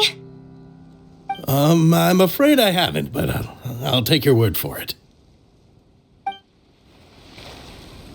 Hey, Ayato! How's your work been going? Everything went rather smoothly. Thank you for your concern.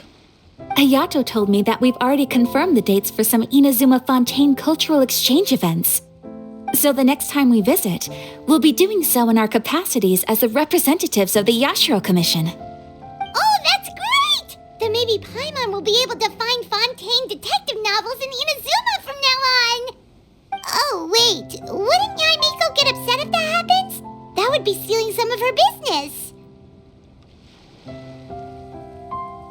You've got a point. She's always complaining that light novels have become bland and too predictable after all. The cultural exchange won't only feature literatures of both nations, of course. We have also made plans for cross-cultural engagements in the fields of gourmet cuisine, toy making, and artisan craftsmanship. Whoa! Paimon's getting super excited now! When the time comes, be sure to visit and participate in all the events. I wish we could have spent some more time here. Don't worry. It won't be long before we're back again. I was thinking, if this film turns out to be a success, could I ask the two of you to stay and be a part of my crew? Of course, I'll definitely increase the pay for next time. I'd be more than happy to, Mr. Xavier. Thank you for the offer, Mr. Xavier. But I've made some plans to go on a journey to the other nations once the festival is over. Is that so? Well, then in that case, bon voyage, Miss Veronique. Please feel free to get in touch once you've returned to Fontaine. Oh, this is turning out to be quite the party. Farina! Oh, my darling clapper loader and camera operator. You've both worked really hard. Paimon thinks you worked even harder than us. Honestly, Paimon was getting a little tired of playing with the clapperboard by the end of it. Worst of all, Paimon started having dreams of you shouting, "Lights, camera, action!" into Paimon's ears. The actual dream can't even start until you've yelled that.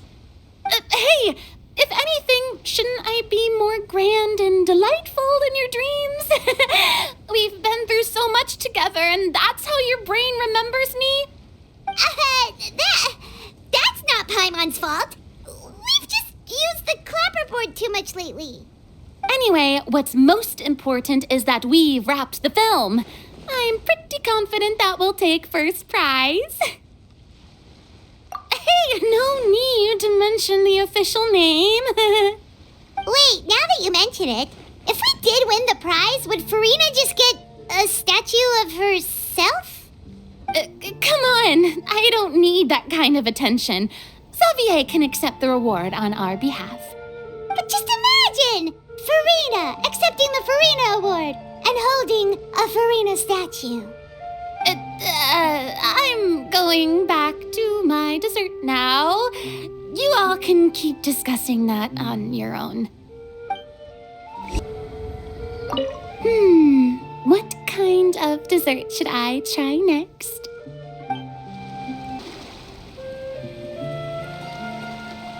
Chiori! Hey, you two. Are you not really into these kinds of big social occasions? Not particularly. But this is still better than Fontaine Fashion Week. But if this film becomes a big hit, people will definitely come flocking to your shop. Yes, that's highly likely. As long as the film can premiere as planned.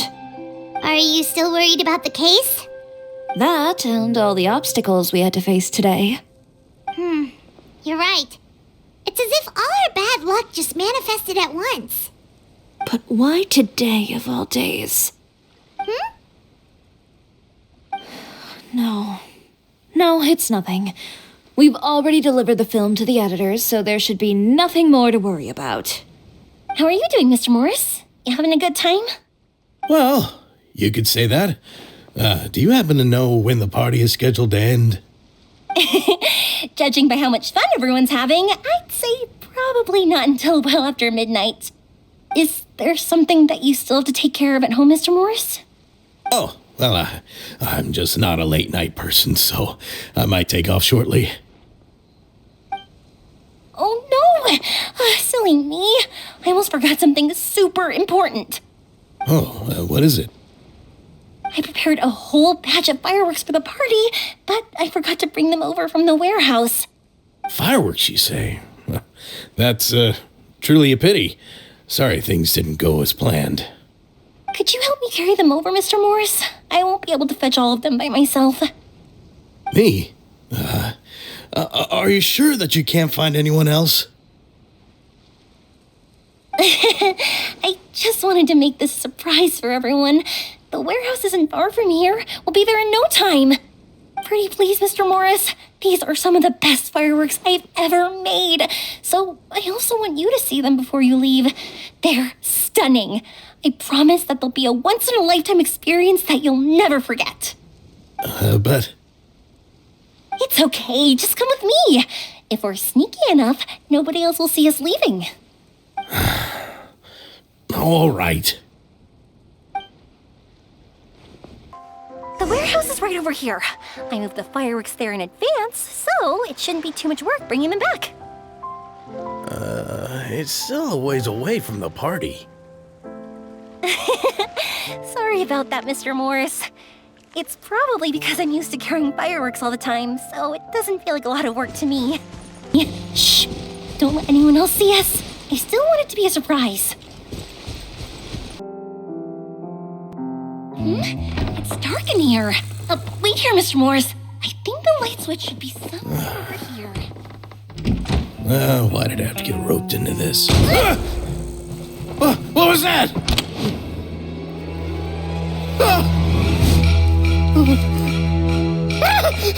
Who's there? Get me out! Get me out of here! Did you really think you'd get away, Morris?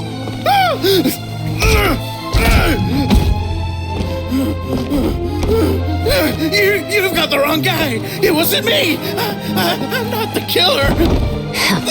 You know, Eliza died a far more heroic death than this.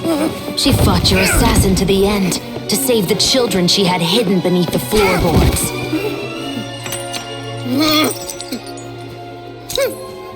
That is Eliza's pendant, the one with a photo of you two inside. The one you gave her. Ring any bells? It's a fake! It has to be! There's no way! No way your assassin didn't destroy it, you mean?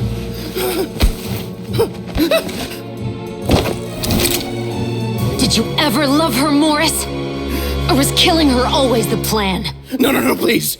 Listen to me. I told Eliza to keep us a secret. I paid her plenty for her silence. I never thought she'd keep the child. Everything was gonna come out, and I had no choice. She forced my hand. No! I'm begging you. I have money. Just name your price, please. You can keep your Mora, and you can go to hell.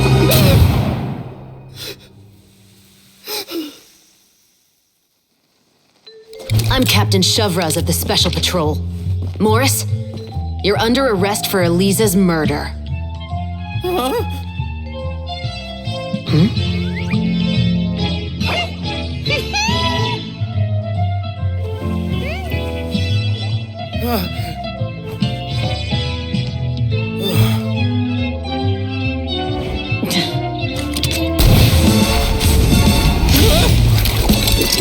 You're under arrest too, prop manager Veronique. Or perhaps I should call you the Second Musketeer.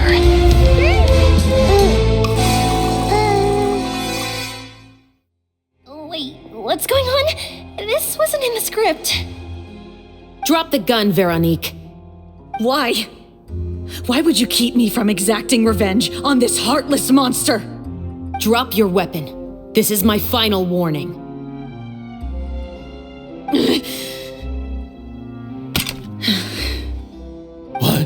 What is going on? Do I have to spell it out for you, Morris? Everything that took place just now was staged to get you to confess the truth. But this last part is all improv, of course.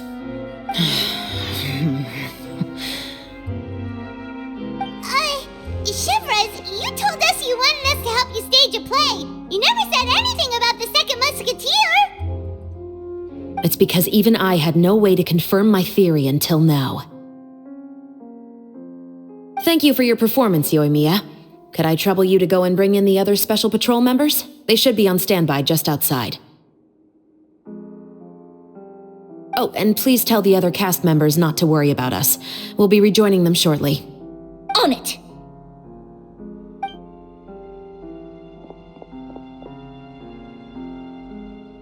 So what do you think, Morris? Care to talk about what happened 20 years ago? My patience is limited, you know. Don't force me to take you back to the interrogation room. I'd wager that you wouldn't last for more than a minute in there. With the recording we made, you have no chance of winning in court. Cooperating with us now is the most practical move. All right. I'll talk. I hired an assassin to murder Elisa. She once worked as a maid on my family's estate. She was very beautiful, and after some time I fell for her. We kept our relationship a secret and carried out an affair for some time, but it wasn't long before she became pregnant. And if my parents ever found out, they would have stripped me of my inheritance and status, driven me out of my home. I also didn't expect Elisa to insist on bringing the pregnancy to term. She even asked me to leave my family and travel far, far away with her. She believed that you were truly in love with her. I didn't have a choice. I gave her a large sum of mora, told her to leave the family and to get rid of the baby. But then years later, she sent me a letter. There were photos of 2 children, and she even asked if I could find some time to visit them. Huh? 2 children? Paimon thought Baptiste was the only... you mean... Even if she had the children against your will, you could have just ignored the letter entirely. Why kill her? I had just gotten engaged to be married to an heiress from another wealthy family. So if anyone were to find out about Elisa, my life would be completely ruined. I didn't have a choice. No, you always had a choice. You just made the wrong choice. Again. Do you know how it feels to watch your mother be killed right in front of you? My brother and I were hardly even school age yet. We were hidden beneath the floorboards, grasping each other's hands like a lifeline. We were so terrified that we didn't even know we could ever take a breath. All we could do was to watch Mother try to fight back and then collapse to the floor. Even after the assassin left, we were still too terrified to leave our hiding spot. We thought that he might come back. It was only until the next evening when we finally climbed out and gathered around our mother. But she had already become cold and stiff to the touch. You made up your mind right then and there to bring this case to light.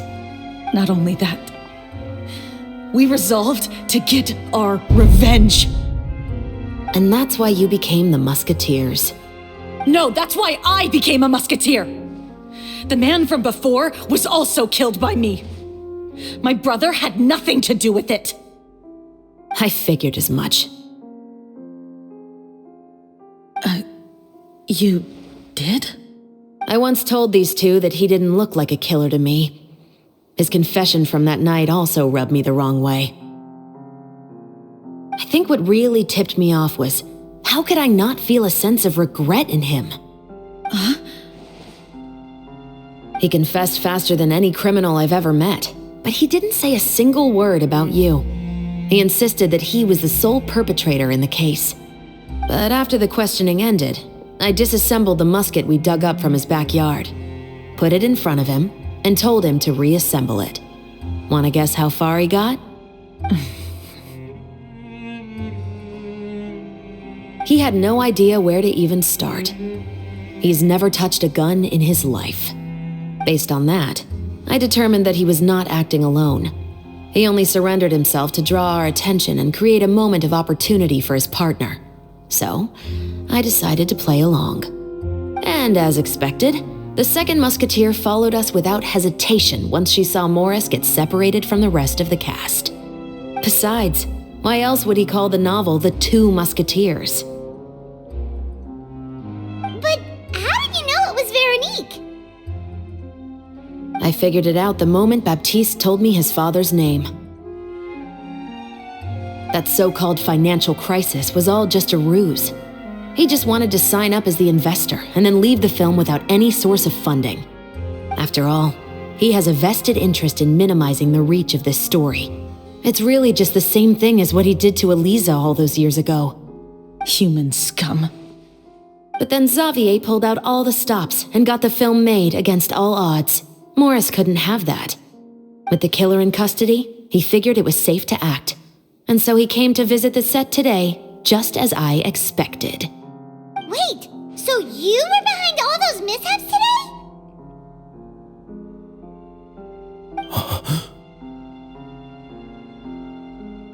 As for the identity of the second musketeer, I assumed they'd probably stay close to Morris and look for an opening.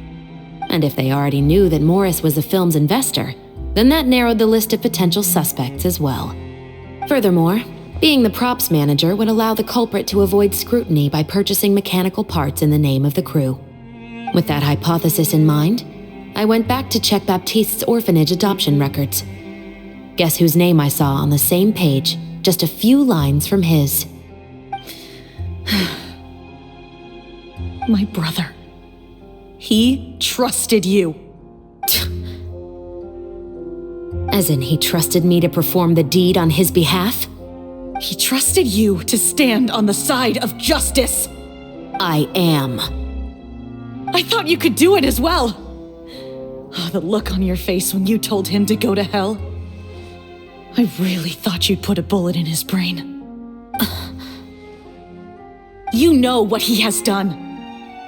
Are you telling me that you'd rather see him spend the rest of his life living like a king in the fortress of Meripede? I will never be able to forget the feeling of my mother's cold, lifeless hands. And you would call this ending fair? Is this what you call justice? I won't lie, Veronique. I did hesitate when your brother first told me about the truth. I wondered. I agonized over whether I should really put a bullet in his head. So why don't you? Because that should never be how justice is carried out in this world. Perhaps, to you, justice is simply reciprocated, an eye for an eye and a life for a life. But everyone has their own understanding of justice. If everyone were to pursue their own definition of it, there would be no more order in this world. Today, you'll kill Morris, and tomorrow, his children may come for you. The world cannot render judgments based on a desire for revenge. That will only lead to a cycle of revenge, as well as the destruction of order and civilized society. Fontaine is founded on a set of laws and a standardized code of justice. That is why we are the nation of justice. But with all that said, I will promise you this. Morris will not lead a cushy life in the fortress of Meripede. Chevros, the rest of the special patrol is here. Thank you so much, Yoimiya. Letelier, Terena, please take them away.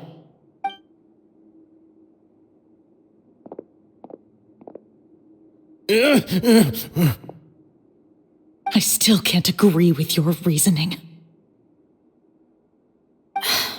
I know.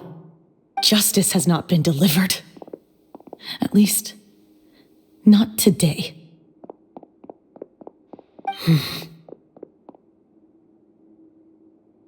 Chevros. Let's go. We should give an explanation to the crew. Thank you for your concern. I'm fine. I'm just thinking about the things in life that have driven people to take justice into their own hands.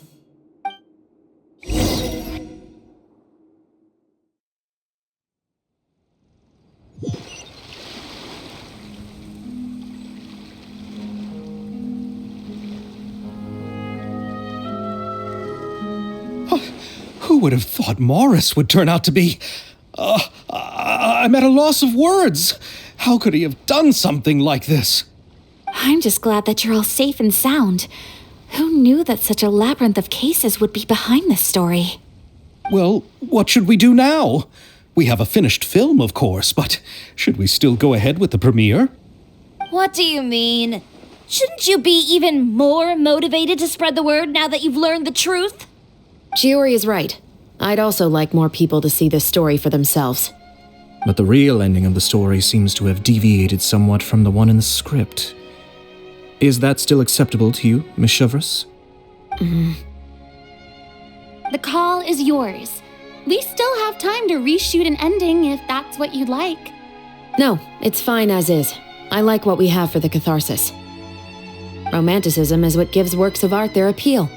Fiction is able to explore means of restitution that could never work in real life. Just like the real world, the world of stories also has its own set of rules and justice. These different possibilities are what initially drew me to reading in the first place. Sounds good to me. I support your decision. What about Veronique? Will she be okay? She will soon face her judgment alongside her brother and Morris. If I had to guess, they'll probably all be sent to the fortress of Meripede. I'll make sure to give Risley a heads up about it. Oh, you mean that kind of heads up? Exactly. Ahem. All right, then the matter's settled. Now that everything's been taken care of, there's no reason for us to keep looking all gloomy and grumpy. Let's get back to the feast and enjoy each other's company. We'll be starting the post-production process tomorrow. You should join us, Chevreuse. You missed the first few hours of the party, didn't you? All right. Count me in. Then I'll wait for you over there. There's still some good news that I'd like to share with Chevreuse. Traveler, Paimon, could you wait for me by the sea after the party ends? I'd like to go on a brief walk with the two of you. Thank you very much.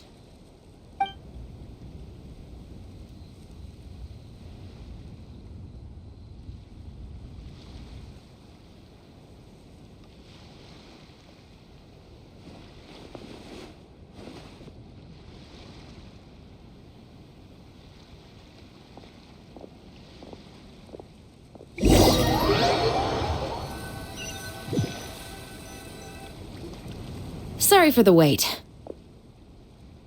Oh, we weren't waiting long at all. Is there something else you wanted to tell us? No, I don't have anything new to share. I just felt that since you were my investigation partners, I should have another conversation with the two of you.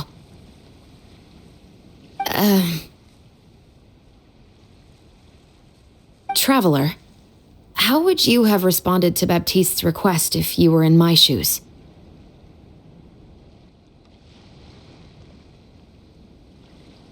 Is that so? Well, thanks for sharing. Just like the protagonist of the story, huh? Can't say it doesn't suit you. When I was young, my father often took me here to swim. We'd come rain or shine, even when it was freezing cold. He told me that swimming was the best activity to train one's strength of will. You could never give up before reaching the shore, especially when the water was cold. Oh? Why's that? Because the moment you give up would be the moment you die. At that point, I still hadn't received my vision.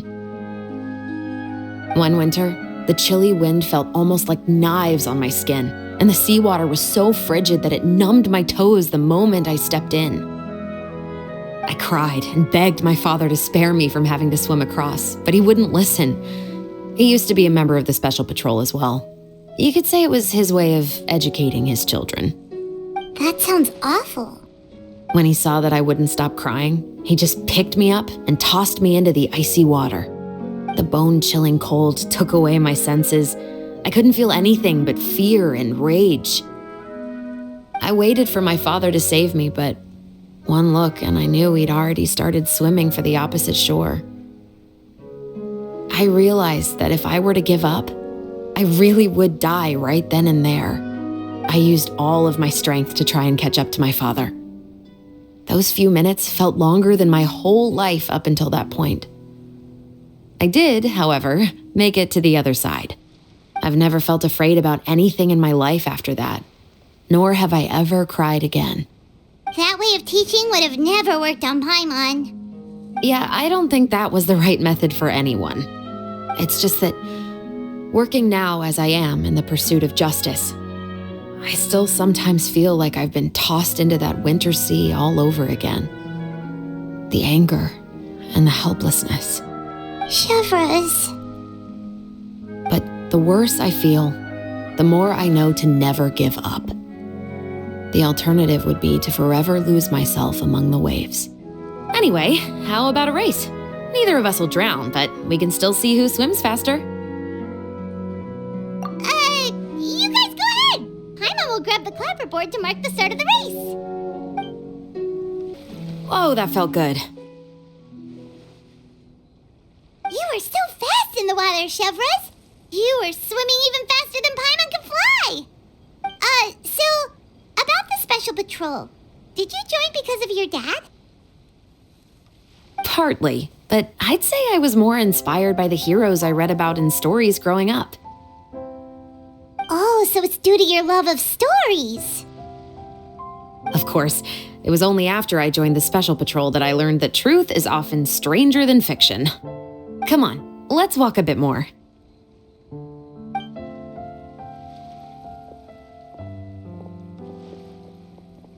To be honest, I do sometimes question whether the decisions I make are the right ones.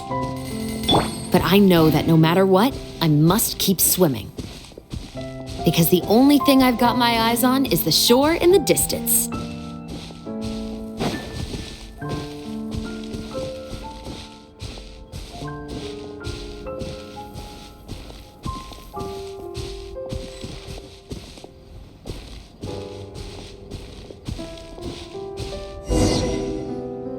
Thank you for coming on this walk with me. I feel a lot better after getting all that off my chest.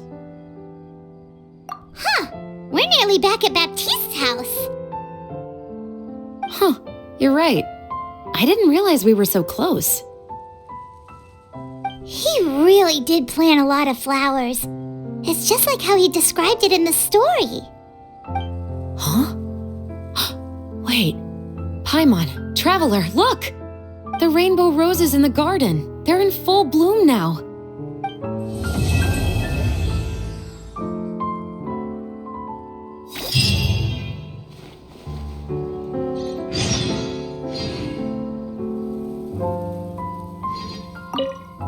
Even though it's a bit late, I must thank you for investigating this case with me.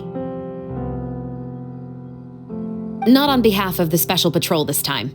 It's a personal expression of gratitude from yours truly. Oh, you want to hear more about my father? To be honest, I didn't spend that much time with him. He was always busy with the Special Patrol, so he would often return home really late at night. Some nights, he didn't come home at all. Once, he didn't come home for a long time, maybe a whole week or so. When I went out to buy food, I learned that he had become a criminal, and by extension, that made me a criminal's daughter. But we can talk about that another day. I actually have a lot of sympathy for Veronique and Baptiste. I can understand the hatred they feel for their father. But that doesn't mean I'll allow them to walk the path of evil, even if it might lead to another sense of justice. Films are different from the real world. They're a form of art and represent the wishes in people's hearts. I adore the two Musketeers, and I'm very happy to have had the opportunity to act the role as one. I can't wait to catch the film when it premieres in the Opera House. I'm looking forward to seeing the audience's reaction to the climactic ending. Thank you for looking out for me. I'll see you at the award ceremony. I'd be very surprised if we don't win.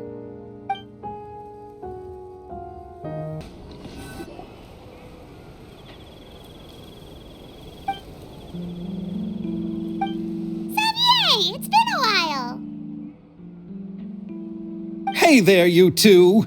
Sorry I've been scarce. I've been buried in marketing and preparing the film for release ever since we wrapped post-production. The award ceremony is today, right?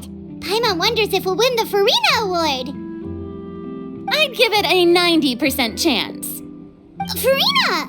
Oh, Paimon didn't know you were already here. You're earlier than everyone else. I'm sure the others will also be here in no time. Xavier, if we end up getting called on stage, shouldn't you come up with a name for our crew? But we don't even know if we're going to win. I wouldn't want to jinx our chances by celebrating early. Just open your eyes! Surely you've seen the audience's reactions to our film. We've had nothing but critical acclaim. You've also had conversations with the Opera House's operating staff, right? Didn't they want to increase the number of showings? With the mora you've made from the box office, you can now open your very own film company. But that's all credit to my amazing crew. You've all helped to make this a reality, so I can't be the only one asked to come up with a name. Well, give it some thought. I'm sure the crew will respect your choice. All right, but before that, Traveler and Paimon, could I trouble you to quickly pay a visit to the Fortress of Meripede? Huh?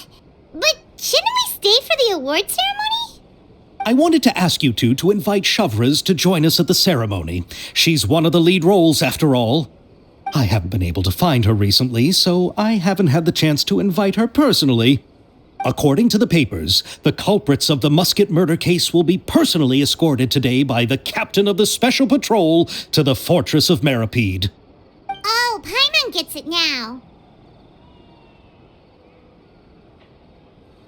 Yep, just wait here, Xavier, and maybe try to come up with a few snappy-sounding names. All right, then I'll leave you to it.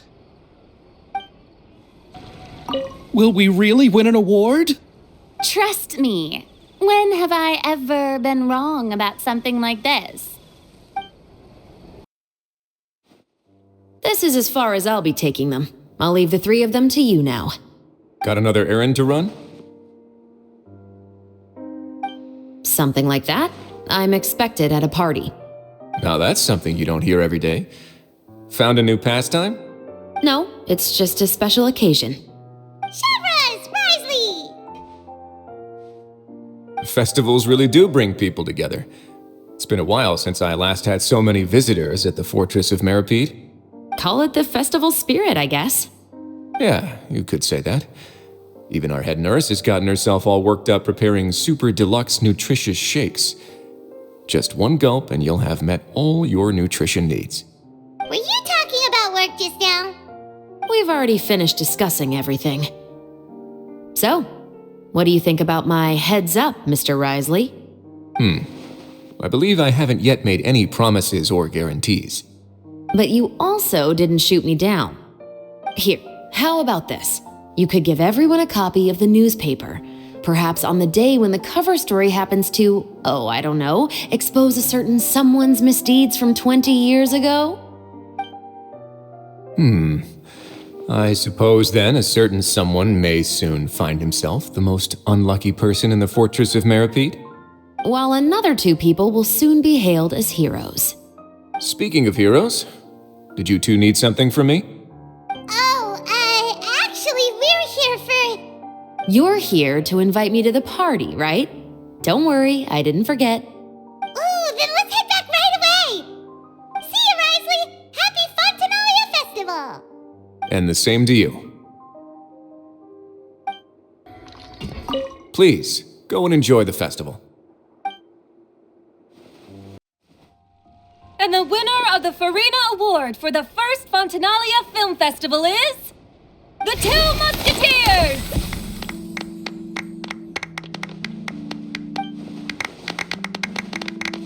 We won! We really won! Congratulations, Mr. Xavier. We won? I can't believe it! I really can't thank all of you enough! See? My takes on Fontaine's entertainment industry have never been wrong. Now, please welcome to the stage the producer of The Two Musketeers, Mr. Xavier!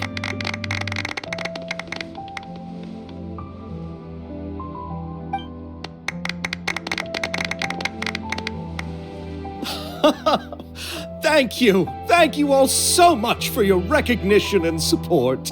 While I'm up here, I would love to give special thanks to... Time really flies, huh? It certainly feels that way. It feels like it was only yesterday when you were teaching me to hold a musket. Will you come back to Fontaine again? Of course. I'm very fond of this city. There are so many novel and interesting things that it's been hard to keep track of them all. But how about you? Would you be interested in visiting Inazuma? I can't say the thought has crossed my mind before, but I'd be willing to consider it now.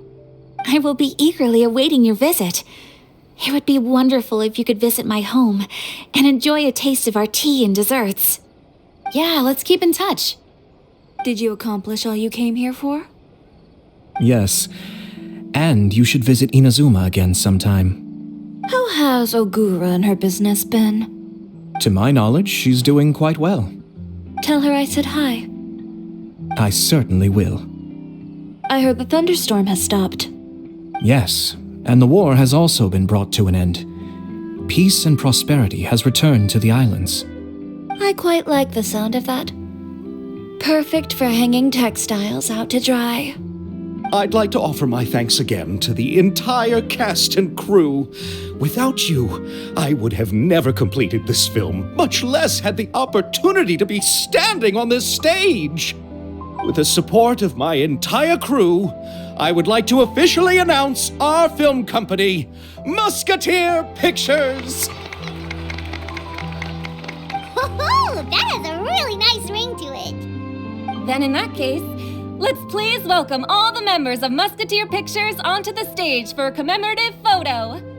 Oh, Paimon didn't know we'd also be taking pictures.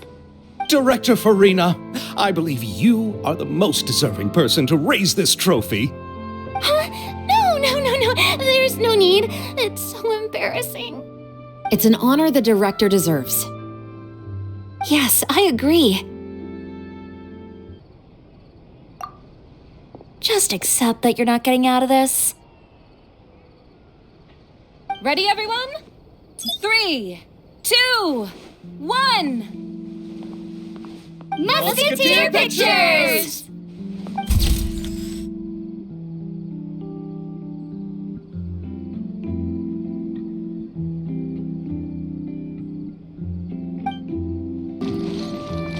Miss Yoimiya, we haven't had the chance to talk, but please accept my thanks for everything you've done over the past few days.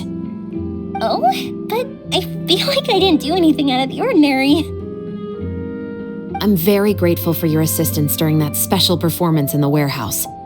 It was always going to be somewhat risky to engage and draw away Morris all on your own. You're only a civilian and have never been trained to act in such a dangerous situation.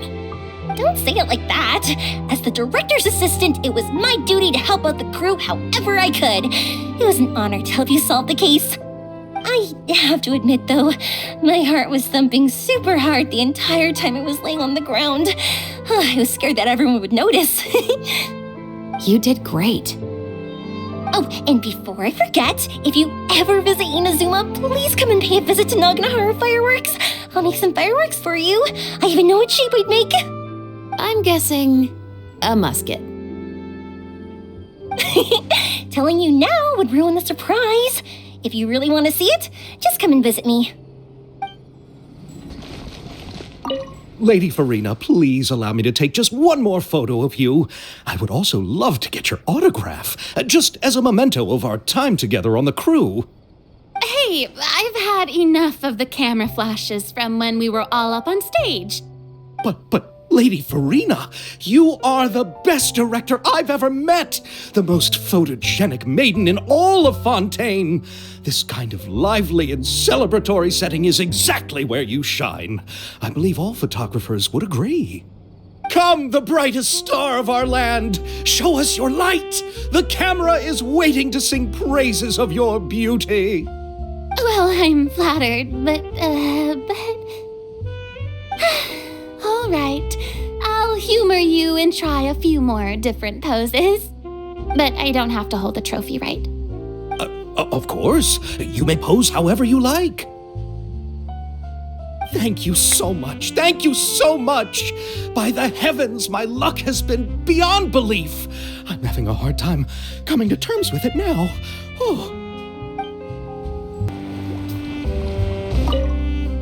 Oh, I didn't expect to meet you here. I've been told that this is a beverage called Fanta.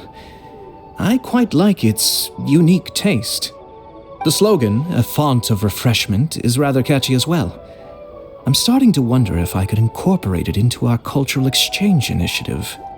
What would happen if we were to add some sprigs of mint into Fanta? I believe this is an idea worth testing. Or perhaps we could even take it one step further and mix in an equal amount of milk tea medley. But for some reason, I suspect that experiment wouldn't turn out well.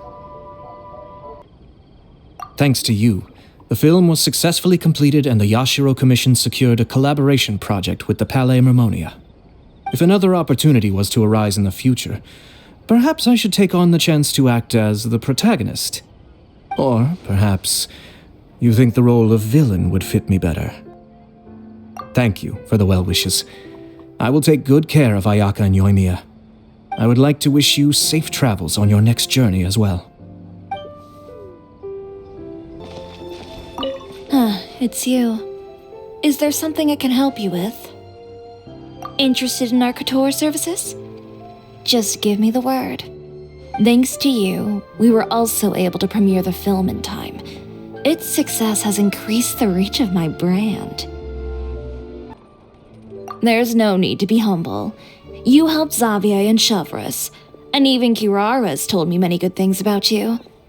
They are all my friends.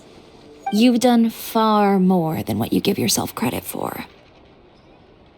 I am merely a fashion designer. I don't have anything else I moonlight as.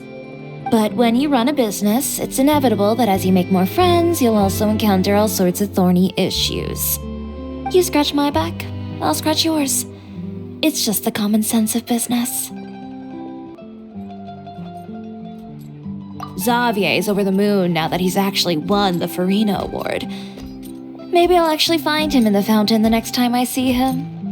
The demand for couture at my boutique has also increased. So much so that I don't have enough staff to handle it. Looks like I'm one step closer to achieving my dream. Anyway, you will always be welcome at Chioria Boutique. I would love to see you both again at the upcoming Fontaine Fashion Week as well. Okay, see you around. I'm so glad we were able to complete the film. Thanks for taking care of me while I was here. Really? Thank you. At first, I simply tried to work hard out of a desire to not become a burden to the crew. It would have been so embarrassing if the filming had to stop to accommodate my lack of skills. But Director Farina was both patient and knowledgeable, and Chevreuse and Elaine taught me a lot about the scenes and details. It was all thanks to their help that I was able to grow comfortable with the role. And even with all of that said, I still got a little flustered with praise, especially since everyone, including you, were complimenting me at the end. Yes, I visited many places with Yoimiya in between the filming sessions. The elegant streets, the beautiful flowers and greenery, and the dreamlike underwater world. Everything I saw will shine like stars in my memories. It also brings me joy to think that perhaps you've marveled at those exact wonders as well. It's nothing at all. I don't often have the opportunity to wander out into the world like this. Not only did I make many new friends during this trip, I also picked up many new skills from everyone around me. I will cherish this experience greatly. Oh, and I'm also going to bring some conch madeleines back to the Yashiro Commission as a gift. If we could enjoy them with some coffee, perhaps it'll feel as if I'd never left Fontaine at all. Thank you for looking out for me. Please do take care of yourself during your adventures as well. If the stars align, we'll see each other in Inazuma again. A quick afterword before we showed the clip that was hard to integrate. There was one line of dialogue that was missed in Act 2. It was a post-quest dialogue with Chevros. The line, "I'm sure that wasn't easy." For some reason, I didn't have it. Oops. Silence on the set! Lights! Camera! Action! Let's go! Tulip, Mother's been out for quite a while now. Perhaps she went to pick some flowers on the way home. You know how she loves flowers. Iris, Tulip! I'm home! Mother! You were out for so long, we were beginning to worry about you. I'm sorry, but I'm back now, safe and sound. Here, I brought your favorite treat, apple turnovers. Mother, what are those bruises on your hand? Huh? What bruises? Oh, I must have bumped into something while I was working yesterday. But I didn't notice them this morning. Then perhaps they're from when I accidentally tripped when I was out just now. By the way, did you have fun playing at home? What's the matter, Iris?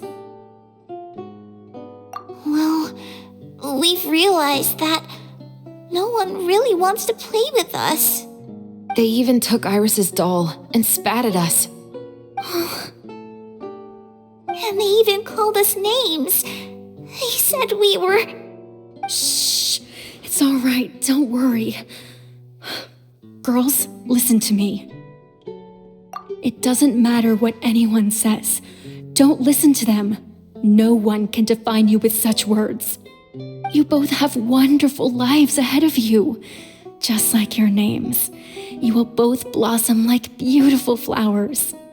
Maybe your time to blossom hasn't quite come yet, but one day, you two will bloom more beautifully than anything else.